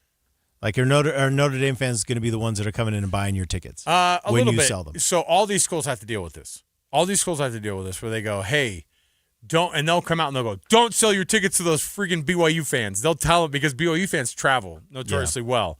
Or they're already implanted there, and they think that they travel well. And I'm like, no, they live there. Yeah, they're residents of Raleigh. And so when they go, BYU travels well, I'm always like, they live in your town and they're ready to buy your tickets. By the way, yeah, and they will pay top dollar for it. And so the cities have to come out and say, don't sell your tickets to the Mormons, man, and they'll do it. And they'll say, don't do it. And so I would assume the same type of thing is going to happen with a team like Notre Dame, who has a built-in fan base kind of everywhere. It's like Yankees fans. They're yeah, kind of they everywhere. do, yeah. They're not traveling from South Bend. They're everywhere. My brother loves Notre Dame, and if they weren't playing BYU, he would be all over it. Yeah, but so your brother's got tickets to the game. He's going to go. Yeah, he has season tickets. But I'm just saying you're right about Notre Dame because he loves BYU and then he loves Notre Dame, and so you're right. There are Notre Dame fans built in everywhere. Okay, this one gives me. So I'm interested to see how this works too. It says you can buy BYU Utah Tech tickets for around $60 a piece. I don't know. I for some reason on the SeatGeek, because I think SeatGeek is their partner or whatever. And last time I checked, maybe you can get $60 ones. I hope that you can. But yeah, so I'm looking right now. I'm going to look at just in the section where my tickets are, and I'll say because we have a lot of tickets too. And so I'm looking in this section where ours are. Ethan, there are a set right by us that are going for $800 a piece, $810 a piece. For Notre Dame? In my section. So why don't you just sell all your tickets to every game? Look, listen. This is what you got to do. My wife would probably no. Actually, my wife is the one who goes, "Stop! It's a fun thing the kids are gonna go to. Come on." This is what you got to do. All right, sell your tickets. Take 1 year. Take this year. Okay. Take this year. Okay. Because big hype. Mm-hmm. Big hype, right? Big hype. So take this year, sell out your tickets, and then you can finally take your kids to Disneyland for once in their lives. I mean, get your kids out of town, man. I told you, yeah, my older kids have no idea. Here's what it says. This one's from Martin. Martin says, I'm a big Cougar fan, love that they're in the Big 12 and being successful. But ticket prices, even for a single ticket to a Utah Tech game, is over $100, and that's what I said too. I think it's about the same. And I'm looking right now online. Now, if you go and find them on KSL.com, this person who said, like, if KSL Classifieds, I know a neighbor who got scammed last year on some higher price tickets. Really? Right now, the cheapest ones you can find for Utah Tech and BYU are $97. So you're talking $100 just for the cheapest ones. That's not, like I said, those aren't the ones that I'm not saying, for me, I'm saying those are the cheapest ticket in the entire stadium. So maybe you can find a cheaper one on KSL Classifieds, but if it's not like a partner situation, it's an average ticket at Utah has been expensive for a lot of years. BYU and Utah is becoming a $250 a game proposition. Yeah. On average across the board for the season. Per ticket. So is this good? I mean, obviously, it's going to change the way that the season. It's going to change the way the stadiums look. By the way, because they're going to put more of those like high dollar premium seats. The premium seats where they're like, "Hey, come back and get some fajitas." Well, back we here. already know this. I mean, Utah's already announced their plans to put more premium seats in. And I'm telling you right now, BYU should do the exact same thing. So, but they'd be dumb not to. At a certain point, though, do you feel like this starts to – because there's one thing to take advantage of market conditions, right? And we do have the K-shaped economy, right, where people who don't have money have less of it. People who do have money have more of it. Yeah. And that's what's driving a lot of this premium stuff is because if you're flying first class, it's never been better for you. And so there are just, more and more of those opportunities, whereas kind of for the rest of us, it's you kind of bump along the bottom. Sure. At a certain point, when does a team go from taking advantage of an obvious market opportunity to driving a wedge between themselves and their fan base and basically saying, don't come to our football game, you don't have enough money. It's not for you, it's for people who are donating cajillions of dollars. Why don't you watch us on TV? You are too poor to come to this football game. And at what point do you start getting that? At what point does that start driving a wedge between the team and their fans? And do they even care? Do teams even care? Is the money well enough that they don't care? Or is the money good enough they don't care? Let me give you the opposite side. You could go fly to Orlando to watch BYU play Central Florida. That's where they play in Central Florida. Which is going to be a great matchup. Whatever. But I don't know if it is or not. Who knows? But but let's say you go to Orlando, okay? Tickets to go see BYU at Central Florida right now at the Bounce House, which is what their stadium's called. They're in Orlando. And by the way, you could go to Disney. And I'll tell you why you could go to Disney, because tickets right now, resale tickets are between $35 and $40 in the cheaper parts of the stadium. So a $35 ticket, you could fly to Orlando, Go to Disney, go to the game, come back, and you would definitely do it for less money than it would be to go to your own home game against Notre Dame. So Central Florida plays in a bounce house. I knew that you were going to get hung up on that. You're like, so you said bounce house. I can't, because your face was like this. I'm giving you this whole scenario, and you're like this. It's unfortunate. They just call it the bounce house, you weirdo. Yeah. So it is the bounce house, though. Alex, here's a text. Alex, if you are going to sell your tickets, sell them sooner rather than later. Why? Lots of things can bring the market down. Injuries, weather. The market may go up, but most likely it's topped out. Actually, that might be good advice. Or post them now for $800. Here's if the they thing. sell, then great. If not, then I'm also going. Great. So you're going to go. Well, I mean, at least somebody from my family is going to be going. If it's not me, I don't know. People are going to go. People are going to use them, and so that's what I'm willing to do. I'll tell you what. Which means that I'm in a position where I can wait it out, because if the tickets get to $1,000 a piece, I told my kids, if they get to $1,000 a piece, you're selling. We're selling them. Which is like, we're not that far off. If it was like, if crazy things happened, and it was like number 1 Notre Dame versus number 4 BYU by that point, because you're going to have a lot of teams going in and out of the top 10. It happens. Sure. But Notre Dame has a cupcake schedule. BYU could definitely win a lot of their games at the front end of their schedule. If they get to the spot where they're both undefeated and that's it, you're going to see some expensive tickets. And you would, so $1,000 you'd sell. I'll take $1,000 for the tickets today, right now. You would take a piece. There you go, 57500. You can go sit in Alex's section. It's a bench. The sun's going to be in your face the whole time. Yeah. Oh yeah. We did not pay extra for the seat backs. None of that. None of that. No. In fact, there'll probably be some sticky seats from the previous games that my kids were at. You're going to be watching on the Jumbotron just because of distance. Yeah. So just get used to it. Or go to Orlando. You could take your kids to Disney World and go to bro, it sounds like you're going to be the one taking your kids to Disney World, man. Yeah, with that, with the $1,000 a ticket, absolutely. All right. We're going to take a break. We've got our AI question of the day, but more importantly, your first world problems. We're asking for your first world problems. 57500. The things that only we here in the first world can complain about. We'll read them next right here. It's KSL Brightside. This is Andy Farnsworth with One Kind Act a Day's Minute of Kindness, brought to you by the Semnani Family Foundation. Ever wonder where you can find kindness in Salt Lake City? On Facebook, there's a group called The Kindness Project of Salt Lake City, where 578 members share new opportunities to see new events and meet other people who are interested in the same kindness initiatives as you are. The Kindness Project of Salt Lake City does outreach events for those experiencing homelessness and several other service projects that align with their mission.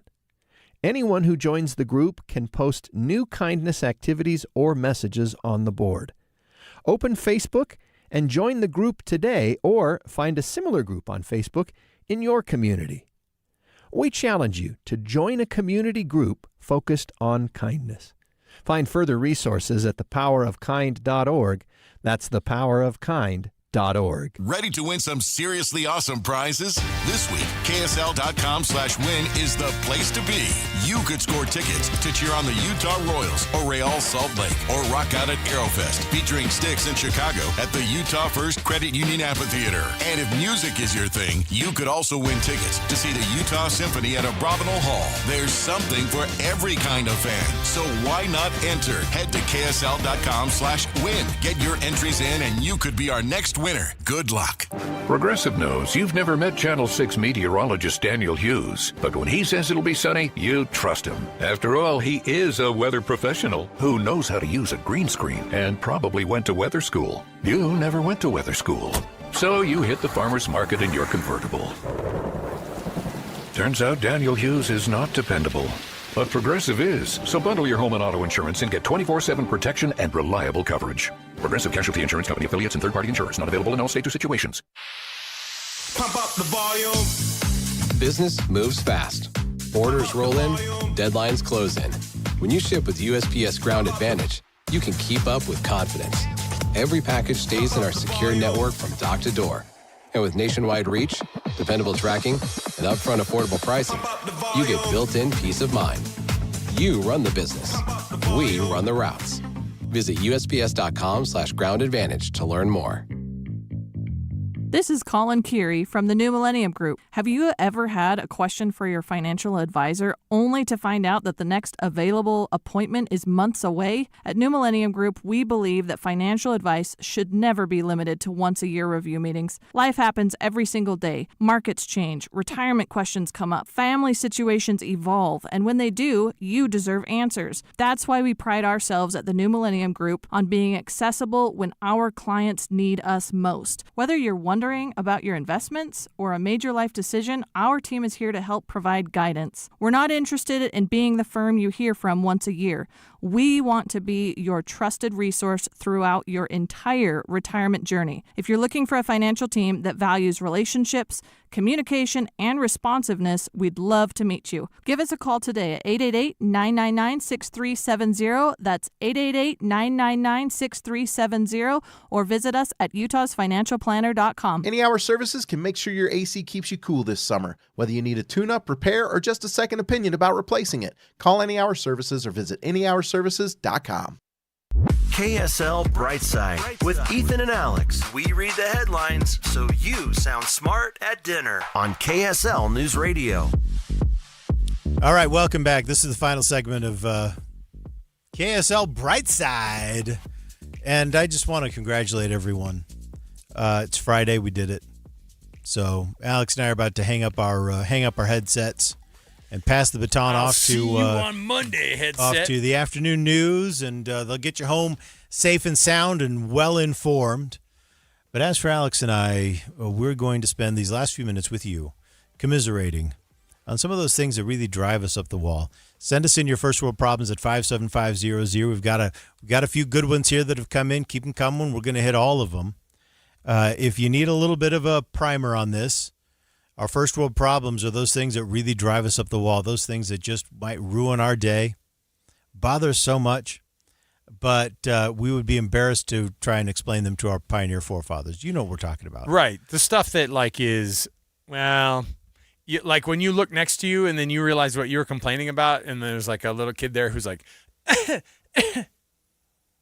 I've got the black lung pop, and then you're like, oh, I guess I shouldn't have complained about But we recognize, though, that these are still real problems, and we are real people. Come on, they are real people. They are annoying. And just because we live in the first world doesn't mean we can't have problems. They are so annoyances. We're doing this together, all right? So get those in at 57500. Let's kick it off. Serving up a dose of perspective as Ethan and Alex read your first world problems. Okay, 57500. First world problem. My attention span is too limited to actually listen to Brightside when it's on the air. So I listen to the podcast, and I still have to fast forward through the ads. That's from Kurt. Well, no, actually, we have another one that's very similar to that. It says, listen, first world problem, listening to the Brightside podcast at 1.4 speed, but then having to listen to it in regular speed if I listen live. And it's slower. Ethan talks so slow in real life. Here's one. First world problem. My Wi-Fi was out, and I had to put on DVDs for my kids to watch like a pioneer. That's very good. See, I'm telling you. Got an 85-inch TV for the basement. It says it's nice to get away and play video games down there, but the screen's too big to play Xbox, no matter how far back I sit away from it. Trent, appreciate you. I will say this. I thought they were going to go this direction. Bought the 85-inch TV, and then they see the 100-inch TV at Costco, probably for the same price, to be honest, because now everything just keeps going down, and then they go, should have got that thing. You know what's amazing about the TVs at Costco is that prices go up on everything except the TVs at Costco. Those have just gone down and down and down. Hey, man, you want a 100-inch TV? Yeah, about $1,000. You're like, what? What are you making these out of? Here's one from Sarah. I was too lazy last night to let my electric toothbrush brush my teeth for the full 2 minutes. Sarah, I have been there. She goes 90 seconds, and then your dentist goes, you failed me. I've been there. I've been standing there with the electric toothbrush. I'm like, how long is this going? This is broken. So this is broken. It's not stopping. Does yours do the thing where it pauses for like a quarter second to tell you, like, it's been another 30 seconds? And I'm like, move to your other side. And I'm like, is that only been 30 seconds? I can't do this. I got one recently where I feel like the handle moves more than the toothbrush head. So I think I'm going to switch it out. But anyway. Hurts your hand. First world problem. It's not my that. hand for how long I have to hold this toothbrush in it. It's not that. Here's one. I like pickles on their own, but I believe they ruin everything they touch. Don't put them on a burger, on a sandwich, or in a salad. First world problem. This is in reference to. These are both in reference to a couple things we just did. First world problems. Not a part of Alex's family. Have to take out a loan to watch the Notre Dame game. Same person said first world problem. Drone delivering my Amazon package. Dropped it into the hot tub. We saw that video during the stream. Oh, that was amazing. It just plopped it out. Bloop, that was so amazing. Into the hot tub. I can't wait. I can't wait until drone delivery comes to Salt Lake and we can enjoy everyone's Instagram feeds of packages being dropped onto roofs, getting caught in rain gutters. Oh yeah. Falling on children. I can't access. Breaking news in the KSL 24-hour newsroom. A child was hit by a package dropped by If we get that story, Ethan, we're going to feel bad when that's the reality. We just have Amazon and Walmart packages just hitting kids left and right in neighborhoods. Here's your new bike. Bombs away. Could you imagine like 100-pound package, ka-chunk, and it just sideways in your yard? I ordered a watermelon. Go catch it. I can't look access. At this one. Yeah, go Miller, ahead. look at this one. Had to drive the Power Stroke to work because the Cadillac CTS is in the shop. It's too hot to ride the Harley. Who's this, Tim Hughes over here? Jeez. Get out I of can't here. access my Gmail account from my work computer, so I have to keep an iPad next to me just for Gmail access. The Gmail iPad. By the way, we still will not read your text, by the way. You know who you are. Oh, did we get that same one? You know who you are. We got to stop mentioning it because it's just getting everyone curious. Well, it's nothing that it's nothing for the airwaves here at KSL News Radio. I'll tell you that much. 100 feet from home, pulled over to the side of the road so I can continue to listen to Brightside. You know what? That's not a first world problem. That is we want to congratulate you and we want to thank you because they're like, I want to listen to the end. I want to see what's going on with the program the rest of the way. Here's a first world problem. The new convenience store doesn't have automatic doors. What? Oh, well, where do they live? First of all, sue somebody. This is not ADA approved. We got to get going here. You touch the door at a gas station? Gross. First world problem. Yes. My favorite football team is very popular and successful.